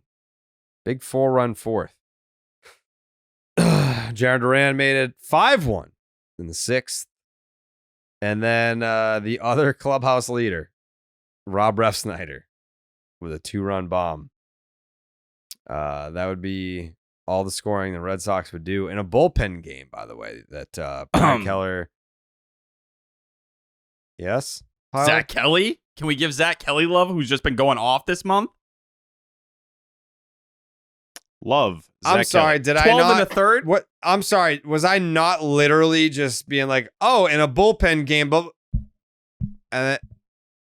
You said, well, Brad Keller. Last time I checked, Brad Keller came in way later than Zach Kelly. right? I'm pointing out the one guy that gave up runs, and then you start at the top, be like, oh yeah, Zach Kelly started the game, fucking 2 2/3, 1 hit, punched out 3. Like Zach Kelly's been a beast. He's a Clark's Catch-Up Series MVP winner. Bernardino got an out. Did give up a run. Weissert got an inning. The Boozer got an inning. Martin got an inning. Slayton, and then Candy Boys suck. Never down. Never down. never down. I want to say that I'm not sure if I'm pronouncing this right. Yamil, Yamil, huge Section 10 guy. Always has been. He's like ripping the retweets for everyone on the pod. He's commenting on all the bits from the pod. Maybe that's his son, but that he submitted that video. Guess. So that is that's on the soundboard moving forward for the Kenley Boys. Yeah, big shout out to the Red Sox bullpen today. Anytime that you get a bullpen game, it could always go either way. They're very unpredictable, but what the Reds had going up against them today was that it was Sunday. I do think, and I want to give credit to Zach Kelly, who has now not walked a guy in 5 straight outings. For a guy who used to walk the world, that's a big deal. The Brad Keller situation today, that's the stuff that worries me going into a game like tomorrow or something like that. Because you had to have Slayton, Martin, and Kenley all pitch in this game. Obviously, Kenley on back-to-back, Chris Martin on back-to-back. Slayton will probably be available again. But now going into that game tomorrow, you're a bit short. And I saw a lot of people really kind of coming out here, and maybe Brad Keller gets DFA'd today, and it's a whole thing come tomorrow. Because they have 2 bulk guys right now, which you never see in a bullpen. Him and Chase Anderson are just supposed to eat innings. Would you have been better off just keeping Cooper Criswell and then going to Zach Kelly? I think their plan looked like it was working great until Brad Keller blew up. But then Brad Keller blew up, and it's like, all right, well, what was the point of any of this? You just drained your whole bullpen. I guess. I don't even know it's fair to say blow up. Like he just kind of was always stunk at baseball. Well, no, but you would hope he can at least get you to the end of the game. He may give up 3 or 4 runs, but goddamn, you're not. He gonna have did to give up everybody. 3 runs. He did immediately. But he didn't get there. That's what I'm saying. Like he didn't get you those innings. It's one thing if you give him up, cool. At least get the outing done. He couldn't even get the outing done. Did they think he was going to close the game for 4? Like I thought there were 3. It was 7-2. They had blown the game open. Yeah, I don't think. I don't know. Keller is more than 5 He's to the get the white rest flag. of the game. Him and Chase Anderson are the white flag. It's like, all right. You don't wave the white can flag when you're Oh, you winning. know what I mean. You know what I mean. Like, the game's done. We're just getting to the your end. opponent. Spare me. Yeah, we quit. It was 7-1. 7-1. We can't 7-1. We can't fucking take it anymore. That's a 6-run lead. Like, when you put Brad Keller in, you're like, all right, he's going to finish the game or come close. To have to burn your 3 best arms all in a row because he can't do it is ridiculous. That's Caleb Ort like. Whoa. It is. Whoa, dude. I'm good on Brad Keller. He can go. I'm done. I mean, pitching 8 dudes, I know it's a bullpen game, but that doesn't mean you pitch 8 guys normally. So, For sure. Not super ideal. Usually a bulk guy. Yeah. And Keller was supposed to be that today. Bring me up Isaiah Campbell. I'm ready. He can come back. Better than Brad Keller. I mean, we don't know that. He Red had Sox some went real 7-4. stinkers down the end. He was hurt. No, Shoulder but impingement. even with that, he's better than Brad Keller. I mean, if say Cooper Criswell was here, he's not like a bulk guy in between. He's probably the guy that starts this game. Of course. And it's like, okay. Sure, but it's the 4 or 5 innings you needed.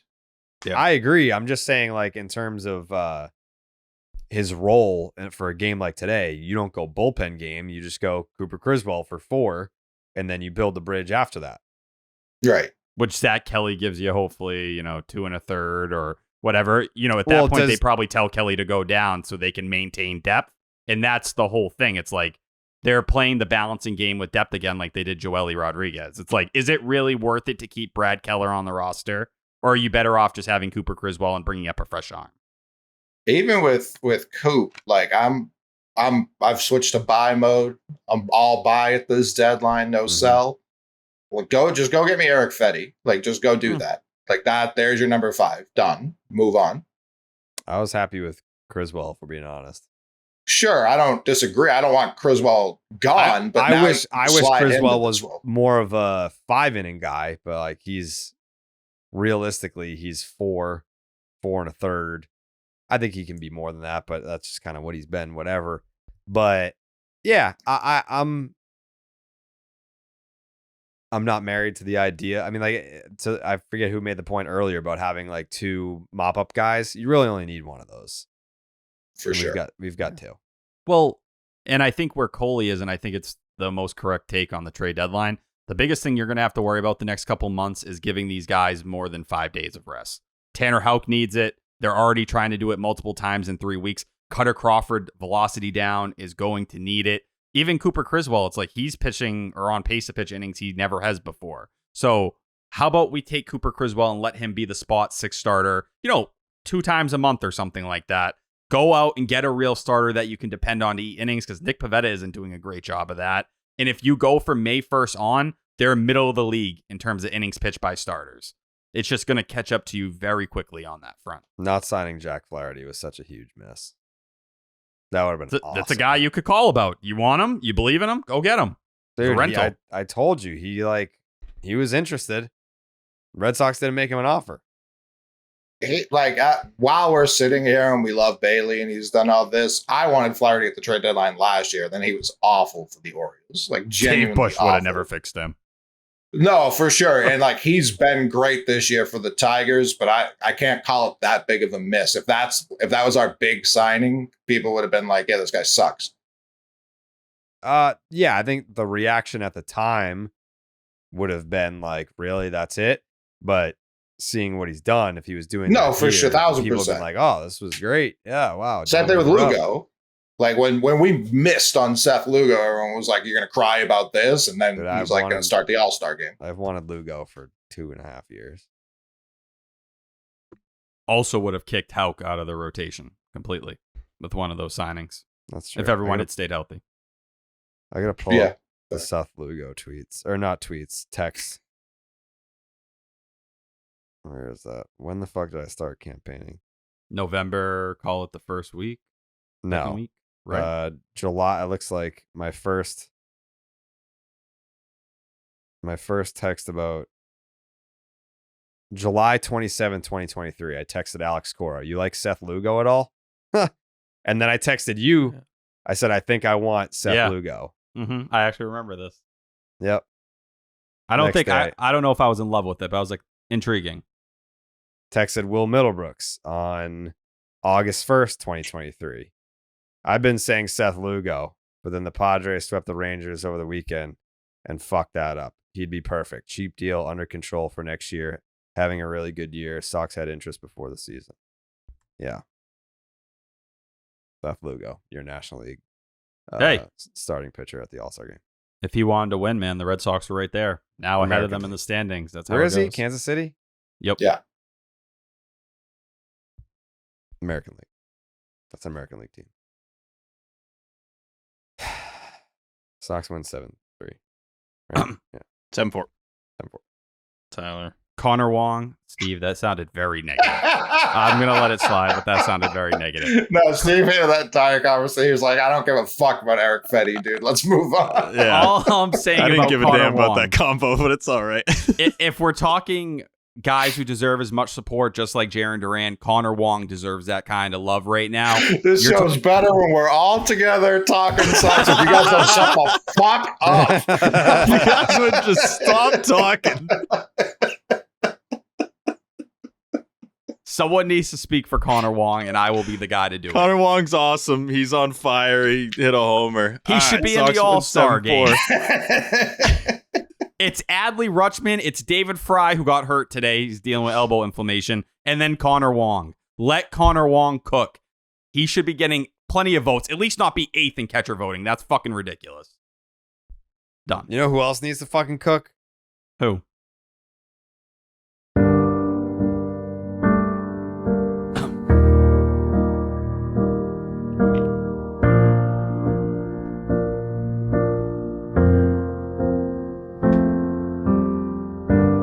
Dom. Adios, Bob. Who helped save the season? Damn it!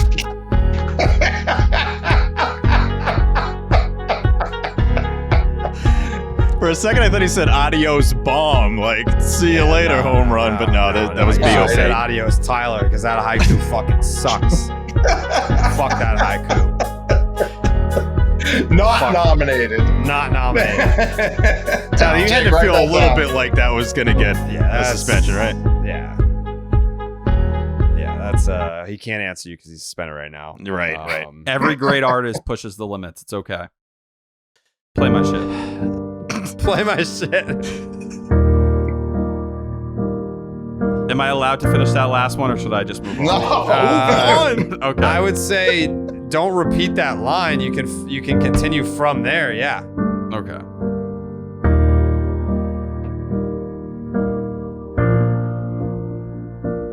I gotta find the beat. Who helped save the season? Rob. Vote Duran. Chop chop.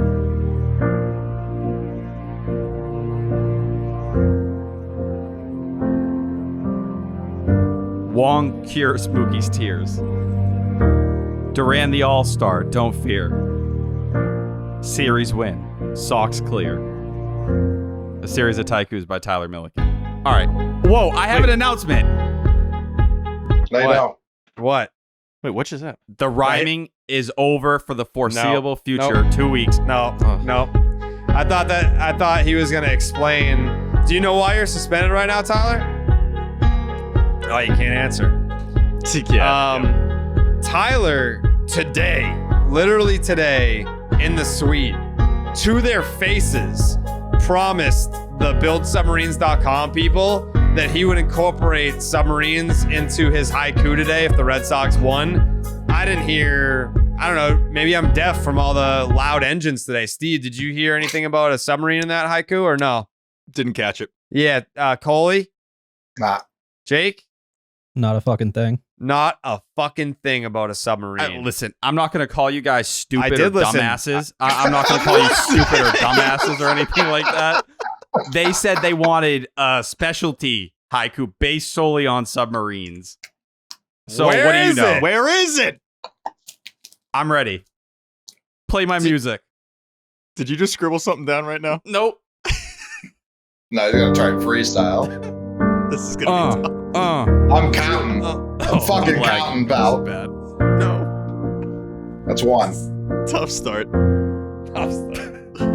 Hello, am I back? I'm back. All right, I was This lagging. is not going. I was fine. lagging. I was That's fine. lagging. Hold on. All right, let me get on beat. Say, Submarines go down. Racetrack makes lots of loud sounds.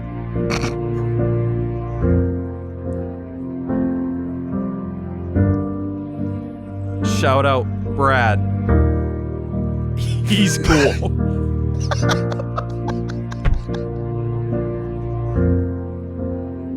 That was 575.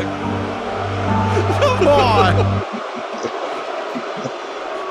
You don't want the rhymes. I gave everyone a little bit of something.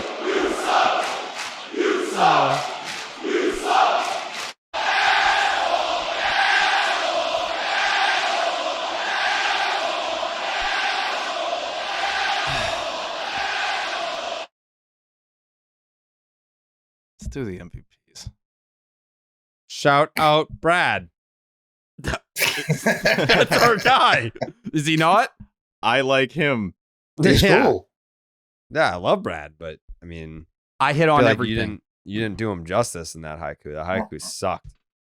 People don't like the rhymes. People like the rhymes. I try to give everybody something, and nobody's ever Let's happy. not act like the rhyming was the problem with that haiku.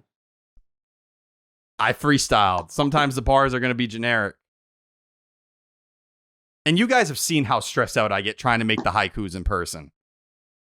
There's no... Steve, you want to be anywhere but here right now. You look so angry. I'm ready for MVPs. I'm ready for MVPs. Play it.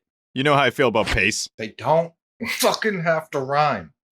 They're not gonna.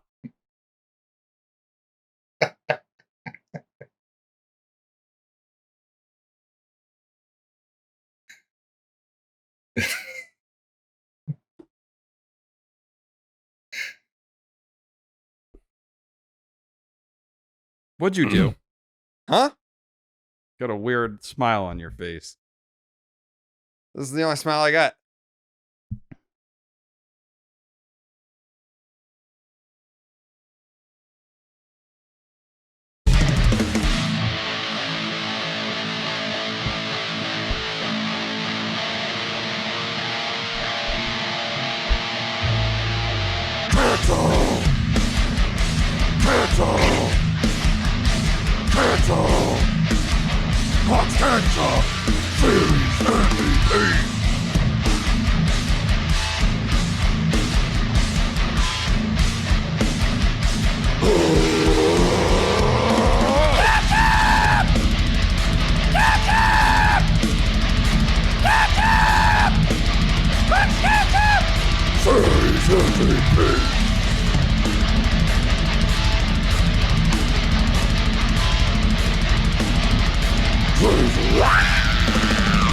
The Clark's Ketchup Series MVP brought to you by Clark's Ketchup. Drizzle that ketchup.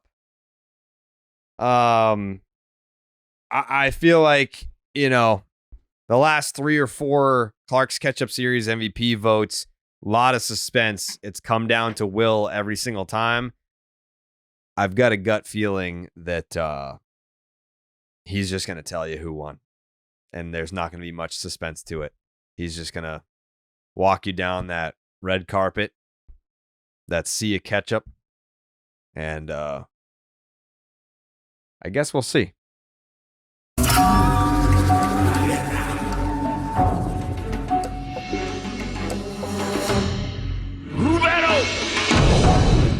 The first vote, Clark's Ketchup Series MVP, belongs to Steven Peralt. This guy is doing literally everything well. A 2,000 OPS in this series. He hit 462. He made a game-saving catch. He scored a game-winning run. He had 12 total bases in this series, and he told Alex Cora to F off when he even thought about sitting him because he's started every single game this season. My Clark's Ketchup Series MVP is none other than Jarren Duran. Tyler?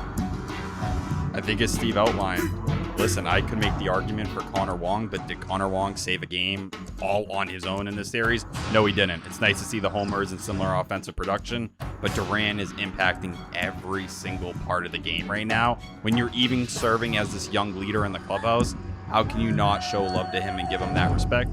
It's Jarren Duran, and it's not close. Jake? Yeah, it's got to be Jarren Duran. I mean, one of the most impressive tag ups I've ever seen, followed up by a game-saving catch. He just shows up every night at this point. Give it to Jarren. Cole it. We don't give it away as many packets as we once did as a Yeah, that's show. true. I think that's a problem. I agree. I got a packet for Connor Wong. I'm not just gonna say, hey, nice job, fucko, you don't get any votes. No, you're gonna get a packet, pal. Huge packet, like 15 packets for Jake, who was standing out in the pouring, driving rain today in New Hampshire. He was there at like 7 in the morning. All us assholes just strolled in at 10. And Jake was there ready at passes. He was directing traffic. He was getting us where we need to go. Jake did a tremendous job, as he always does. I wish he would just shut the fuck up sometimes on this show because he won't stop talking.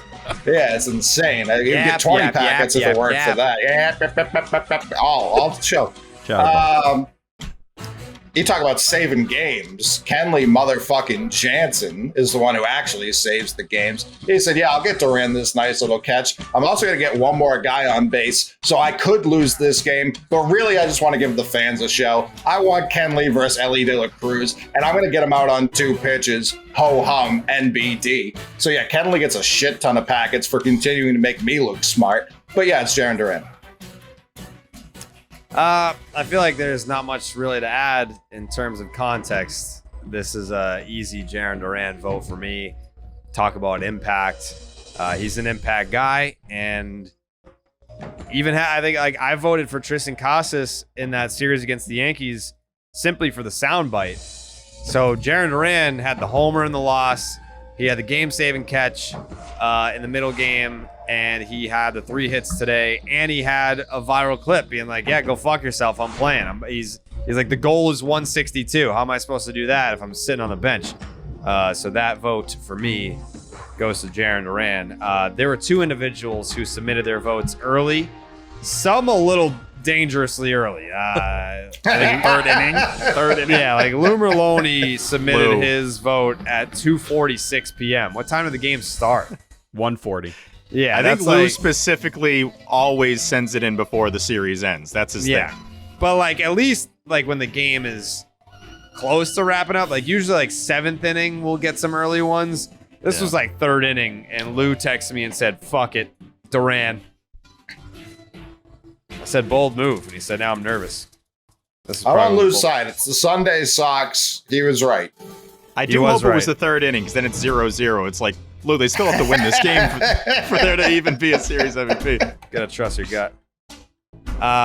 The second early submission came from Will Middlebrooks, who texted me at 3:36 p.m.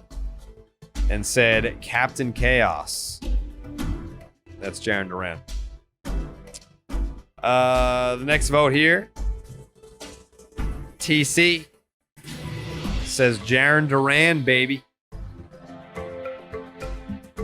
Next vote, Jemai Webster, who says easy work, Jarren Duran, drizzle him.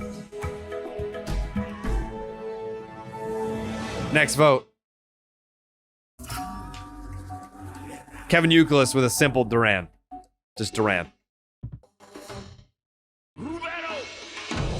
Next vote, Dave O'Brien. Duran with an exclamation mark. Usually getting the Coley vote is hard. Like this is How many unanimous MVPs have we had? I'd say 0. 0? Easily. I don't think we've had one. Wow.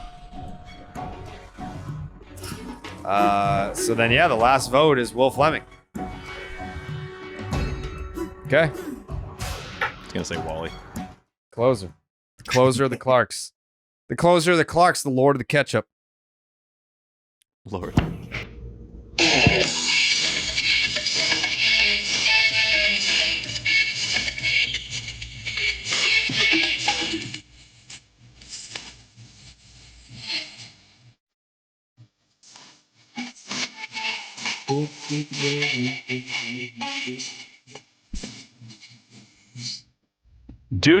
Fucking do, fellas. What's up? Welcome to Cincinnati. The Red Sox do it again. Time to drizzle some more ketchup. I don't think we're going to have the drama to keep the streak alive unless Coley picks Wally the motherfucking green monster and a revolution begins on this ketchup voting. I think this one's pretty cut and dry, pretty straightforward. But I'd be remiss if I didn't just mention packets galore. And I'm going to start with the manager of this team, Alex Cora, who totally managed circles around David Bell in this series. Bullpen day, 15 pitchers used the last 2 days, pinch hitting all over the place. When Abreu comes back, this roster is so flexible, and it just brings out the very best in Alex Cora. And anybody who's watching this team and doesn't think they've got the best in-game manager in the sport just is not paying attention. Connor Wong continues to do it. He's got a 13-game hitting streak, hits a huge bomb today. Rob Refsnyder ties the game yesterday. You put him in there today against Lodolo. What does he do? He launches a massive bomb. Zach Kelly was awesome again in the 2 wins. But when you got a guy who does it every single day in different ways, who terrorizes pitchers, who's running all over the place, who basically makes a game-saving catch in center field, homers, flying all over the place. The guy's a superstar in addition to an obvious all-star. The Clark's Ketchup Series MVP is Jarren Angry Lizard motherfucking Duran. It's another Clark's Ketchup Series MVP. That's number 5 on the season for Jarren Duran. Congratulations to Jarren Duran. His fifth. Five-time Clark's Ketchup Series MVP. I feel like, when we do the end of the season awards, if you just have the most Clark's Ketchup Series MVPs, is that even something that we can vote on? No, that's a cumulative award. Oh, you're saying for the team MVP, if that should be a separate thing from the Clark's King. I guess. I mean, now that's going to be fun. Now that Section 10's back, we can do the Section 10 awards, which is one of my favorite episodes of the year. But we usually do team MVP.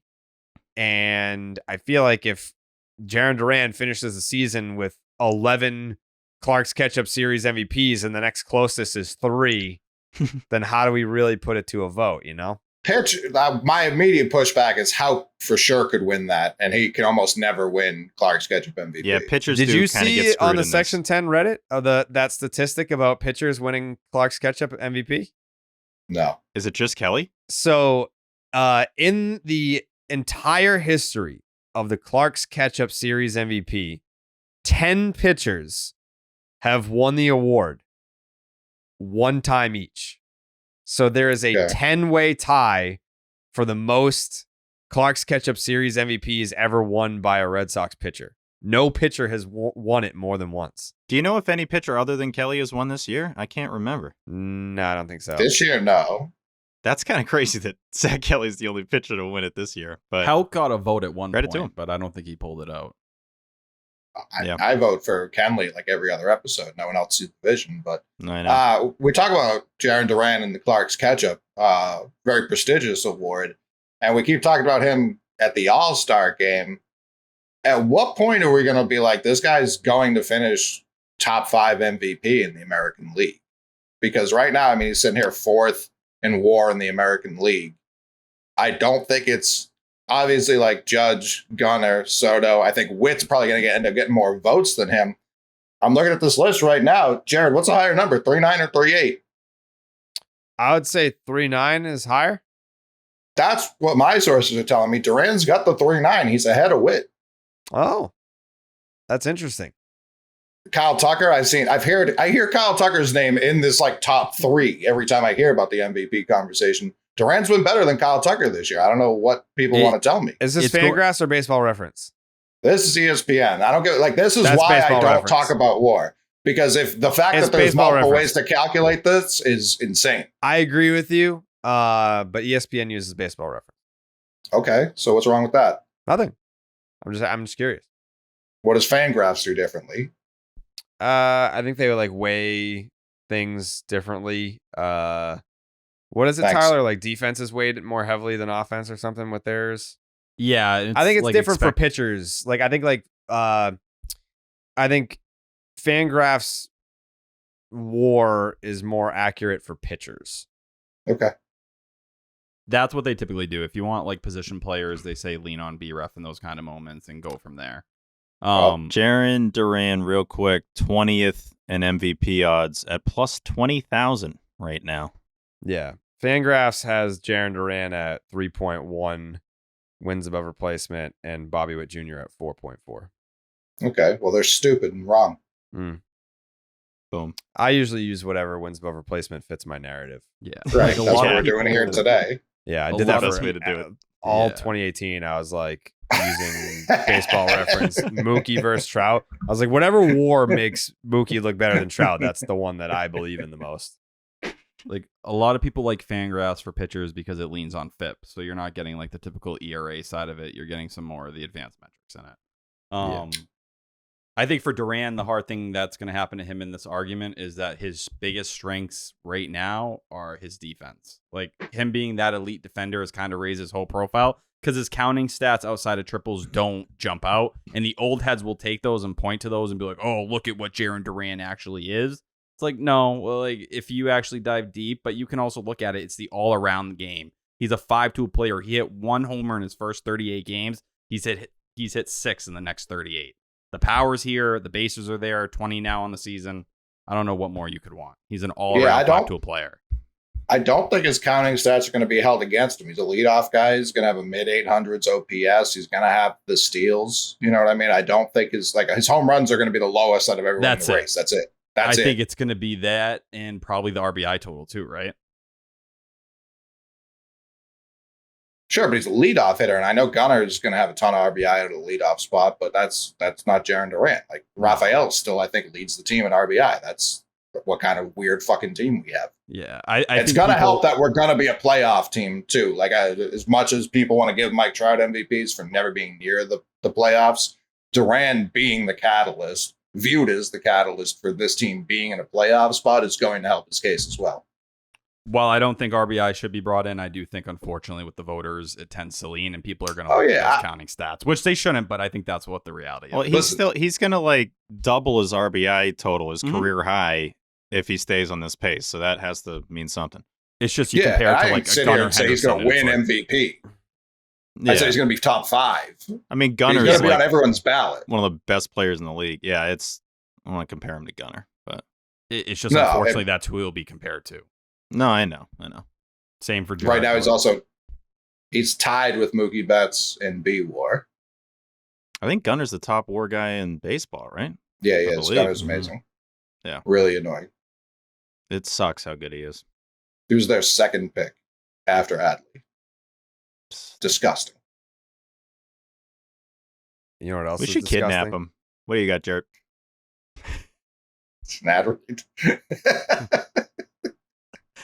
Hopefully not an ad read. All these deals on Game Time. That's right. Oh, okay.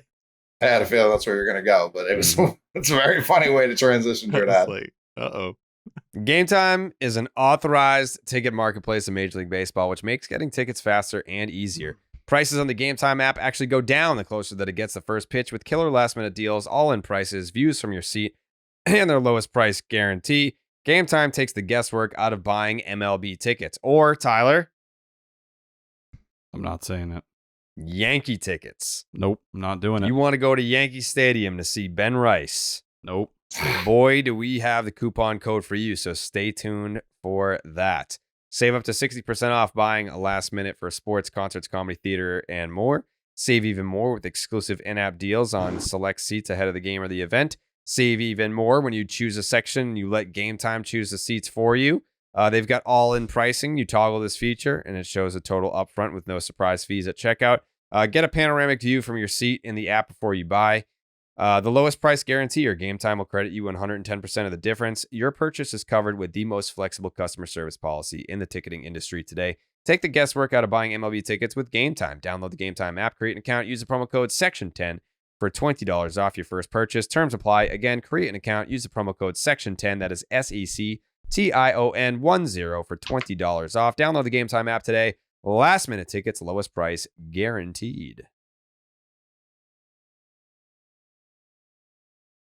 The Stop and Shop Look Ahead is brought to you by Stop and Shop. Head on down to Stop and Shop right now. Use the promo code SECTION10, and that'll get you 10 cents off each tangerine when you buy at least 5 pounds of tangerines only at Stop and Shop. It's a team that we're very familiar with because we just fucking played them. Tanner Houck versus Chris Bassett. Brian Bayo. Red Sox coming home, by the way. Brian Bayo versus Kevin Gausman, and Cutter Crawford versus Yariel Rodriguez. Red Sox, of course, just swept the Toronto Blue Jays, outscored them 18-9 in a 3-game sweep. Chris Bassett, 6-6 with a 3.52 ERA, a 1.41 WHIP, and an 8.6 strikeouts per 9. This is a rematch. He faced Houck the last time. 6 innings, 7 hits, 2 earned, 2 walks, 6 strikeouts. Bassett has a 1.50 ERA, a 2.40 FIP, and a 5.92 OPS over his last 6 starts. The Red Sox had 7 hard hit balls against Bassett, with 6 being 103 miles per hour or more. Red Sox went 5 for 7 with 2 doubles. Devers has the 2 hardest hit balls with a 108.4 mile an hour single and a 106 mile an hour double. Yoshida also had 2 hard hit balls in that start. The Blue Jays are 6-9 when Bassett starts and have lost 3 straight despite him giving up 3 earned runs over 19 innings in those games. Kevin Gausman, 5-6 with a 4.24 ERA, a 1.29 WHIP, and an 8.8 strikeouts per 9. Him being worth negative 0.3 WAR this year is fascinating. Last time out was a start against the Red Sox. 5 2/3, 6 hits, 5 runs, 4 earned, 3 walks, 4 strikeouts, gave up 2 bombs. Managed 10 whiffs in that game with 8 on the 4-seam, 2 on the splitter. He threw 62% 4-seams in that game, averaging 94.1 miles per hour. The Red Sox had 7 hard hit balls in this game, but managed only a 3 for 7 effort on them. However, 2 of those hits were home runs, with a 107.2, 433-foot home run by Jarren Duran, and the other one was Enmanuel Valdez. Blue Jays are 7-8 when Gausman pitches, and they've lost 3 out of 4, including the last one to the Red Sox. Yariel Rodriguez, he's 0-2 with a 5.94 ERA, a 1.92 WHIP, and a 9.2 strikeouts per 9. He's a rookie who's made 5 starts, 16 2/3 innings, 21 hits, 13 runs, 11 earned, 2 bombs, 11 walks, 17 strikeouts, and he's hit a guy. 33 base runners in 62 2/3 innings. Feels like that's not good. He throws about 94 miles an hour with a slider, is his main secondary pitch. His slider sucks, though. 4 of his 8 extra base hits and both home runs have come on the slider. He's only made it into the 5th inning once, but he failed to record an out in that 5th inning that he made it to. The Blue Jays are 3-2 when he starts, and all 3 games they won. They had to score at least 5 runs. So that is Tanner Houck versus Chris Bassett, Brian Bayo versus Kevin Gausman, and Cutter Crawford versus Yariel Rodriguez. Prediction time. Steven. Yeah, I wanted to look at some stats real quick because I genuinely care about Tanner Houck potentially starting the All-Star game for the American League. It looks like he has about 4 starts remaining, including Monday night, until they would name the starter of the All-Star game. Luis Heel did get rocked like I predicted. It was almost a little too accurate. He has a 280. Immediate. It freaked me out. I was like, he's going to have a 280, and then he just like immediately did the next day. So that was cool to see. At least get him out of that top spot in AL ERA, where Tanner Houck now is at 2.14. I looked at the past 10 AL starters and what their ERA was when they were selected to the All-Star team as the starter. It goes 2.85, 1.71, 3.49, 2.98, 2.23, 2.75, 3.38, 2.23, 2.12, 3.19. All that to say, there's only 2 of the last 10 AL starters that had a better ERA at that time than Tanner Houck does right now with his 2.14 ERA. He is in position to potentially start the game and would be only the 4th Red Sox starter in the last 35 years on the mound in the All-Star game. The other 3 being Chris Sale, Derek Lowe, and Pedro Martinez. Shout out to D-Lo, by the way. 0-2? 0-2 D-Lo started the All-Star game. I believe that was his first full season starting. That began a 10 straight season stretch where he had 30-plus starts in all of those seasons, with 9 of those 10 seasons being in his 30s. You just don't see that anymore. Shout out to D-Lo. So yeah, Tanner Houck, hoping he starts the All-Star game. He's in good position right now. Big start on Monday to keep that push going. Position. I have the Sox winning 2 out of 3. The Blue Jays, they suck. So go Sox. Coley? I know the last thing Steve wants me to do is talk about Derek Lowe, the closer, but he brought him up, so it's his fault. Derek Lowe, the closer in 01, was literally getting booed as he was coming into the game. Not after, like as he was getting called in to close the game, people were like, this isn't going to go well.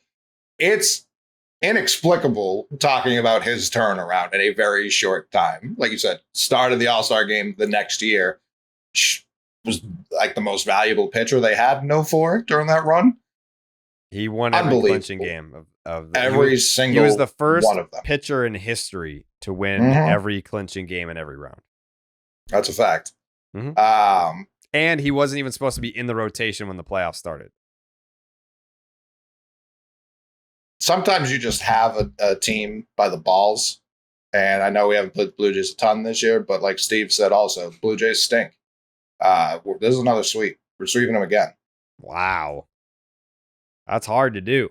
And I'll tell you what, Jared, a big reason why they get the Celtics going tomorrow. They're going to be parading that Larry O'Brien all over Fenway Park tomorrow, kid. Oh, okay. I didn't see that. That's big. Yep. Cora tweeted about it. Nice. T-Dog.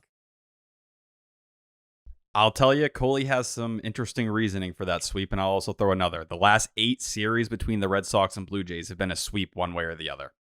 That's crazy. The last wild. 8? The last 8. If you go back, you can check it. They had mentioned it a couple times on the broadcast. I was going through. I just wanted to make sure. The last 8 series, it's been a sweep one way or the other. That's crazy. That's crazy. Yeah, they've mentioned it on the broadcast a few times. So I don't know if this series is going to go the complete opposite way because we just saw the Red Sox take care of business. But considering the Blue Jays are now 6.5 behind you, crack their fucking skull open, rip their teeth out, and end their season. You can put an end to Vladdy Guerrero Jr., Bo Bichette, all of this. Just put them away. Go and handle business. Christ. And the Red Sox have shown. Do it. This is your chance. You could step on their fucking throats. We talked about the Rays earlier in the year. This is your chance right here. You can rip their spine out of their asshole in this series. You got Tanner, you got Bayo, you got Cutter. These are the arms you want in a series like this. Bayo's best start coming against the Blue Jays. Tanner Houck needs to be Tanner Houck tomorrow, and you give him an extra day of rest. I think you're in a really good spot. Let's slit their fucking throats in this series, T-Dog. Give me the sweep. I'm riding with Coley. Hell yeah, dude. See them all dead. Let's fucking shoot him in the chest in this series. Fucking kill him. Yeah. Kill all of them. Yeah. Yeah. Let's grab him by both ankles and just fucking rip him in half. What do you say? I'm down, Let's go baby. Sox, huh? Give me the old bone tomahawk. Just split them right down the middle. Yeah. Yeah. Yeah. I got the Sox taking a fucking axe to the forehead of the Blue Jays in this one. Yeah. I'm with you, dude. Let's just end it once and for all. Let's end it once and for all and just fucking hold their fucking mouth and nose shut and just Curb stomp them. Yeah, watch the life just seep out of their eyes. No Willier last week, too. The Blue Jays are facing kind of a different lineup. And I'll add, not that it has a ton to do with it, I think Masataka Yoshida versus lefties is done. I do. It's over. I think Rob Refsnyder hitting that homer today was very telling. I think that's going to be the platoon you see moving forward. Okay. All right. I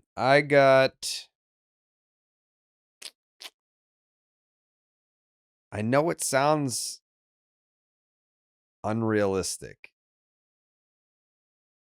but Hauk versus Bassett feels like a win. Bayo versus Gosman feels like a toss-up, but I feel better about the Sox than I do about the Jays. That could be a late innings one, potentially. Yeah. And then Cutter versus Rodriguez. It's like, yeah, we don't score for Cutter, but we're going to score off this guy. Guy the Red Sox were interested in. Very. Yeah. I think I'm going to go sweep here. Ooh. Yeah. I think I'm going to go sweep here. Just it smells like one. It smells like one. Jake, what do you got in this series? Yeah, it should be a pretty textbook sweep for the Sox. Okay. And I got 40 casualties on the Blue Jay side. Yeah. We're killing the whole 40, man. It's not even the 26. Well, you kill them the first night. They got to call people up for the second game, Tyler. That's just common sense. No survivors left, baby. No. End their season. Put them down. Yeah.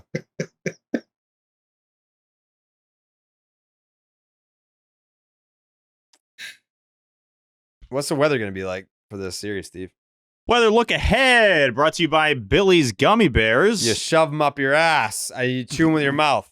You chew them with your mouth. Monday, game 1, 7:10 p.m. First pitch, 75. Oh, God damn it. It's over. Degrees. Partly cloudy, 14 mile-an-hour wind, 6% chance of... It's going to be windy on Monday night, 6% chance of rain, and the Celtics are in town. That's a full week, by the way, of celebrating. There's going to be some guys in there that are like, I got to go to bed. Tuesday, 7:10 p.m. First pitch, 84 degrees, mostly sunny. That is a hot one on Tuesday night. 10 mile-an-hour winds, 0% chance of rain. Series finale on Wednesday. We talked about it before the show. We got to have more afternoon finales. Today's didn't really count because we were doing NASCAR. It's another 7:10 p.m. First pitch on Wednesday night. 82 degrees, scattered thunderstorms, 14 mile-an-hour winds, 43% chance of rain. Hopefully we avoid those thunderstorms. We shall see. That will do it for your weather look ahead, which is brought to you by Billy's Gummy Bears. Chew them with your mouth. Are you confident that they'll be able to do the game on the Monster tomorrow night? Yes.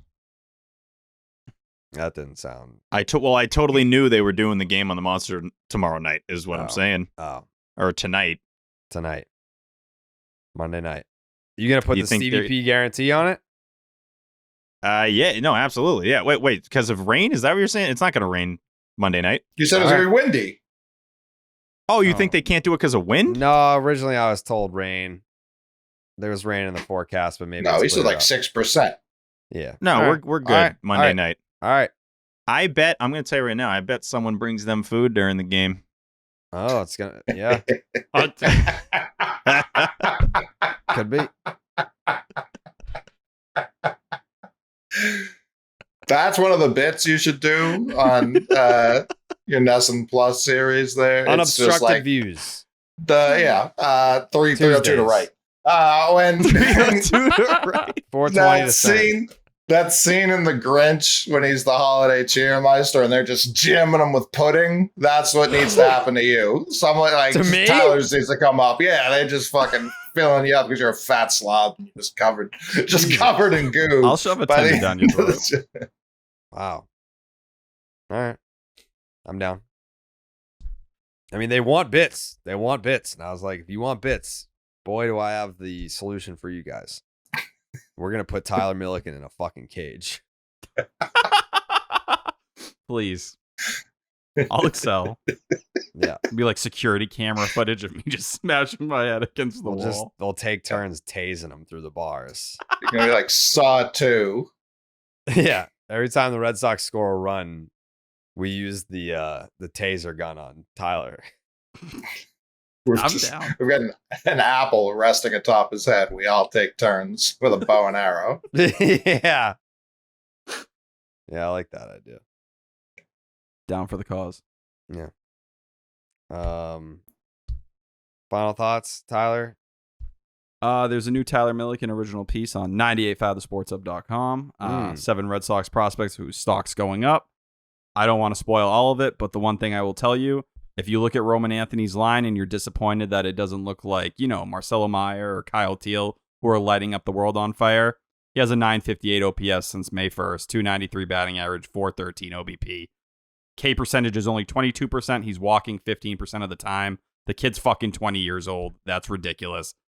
It took a month for him to get going, but trust me, his stats are just as impressive as the other two, considering his age and what he's kind of battled this year with a couple unlucky hit-by pitches. So, Roman Anthony hype train, full go. Steven? Yeah, the Red Sox have 36 days until the trade deadline. This is the first time they've been in sole possession of a playoff spot in 63 days. So it has been quite some time. They're playing really good ball right now. Yeah, last time they had that sole possession of a playoff spot, they were 13-10. It's been a while.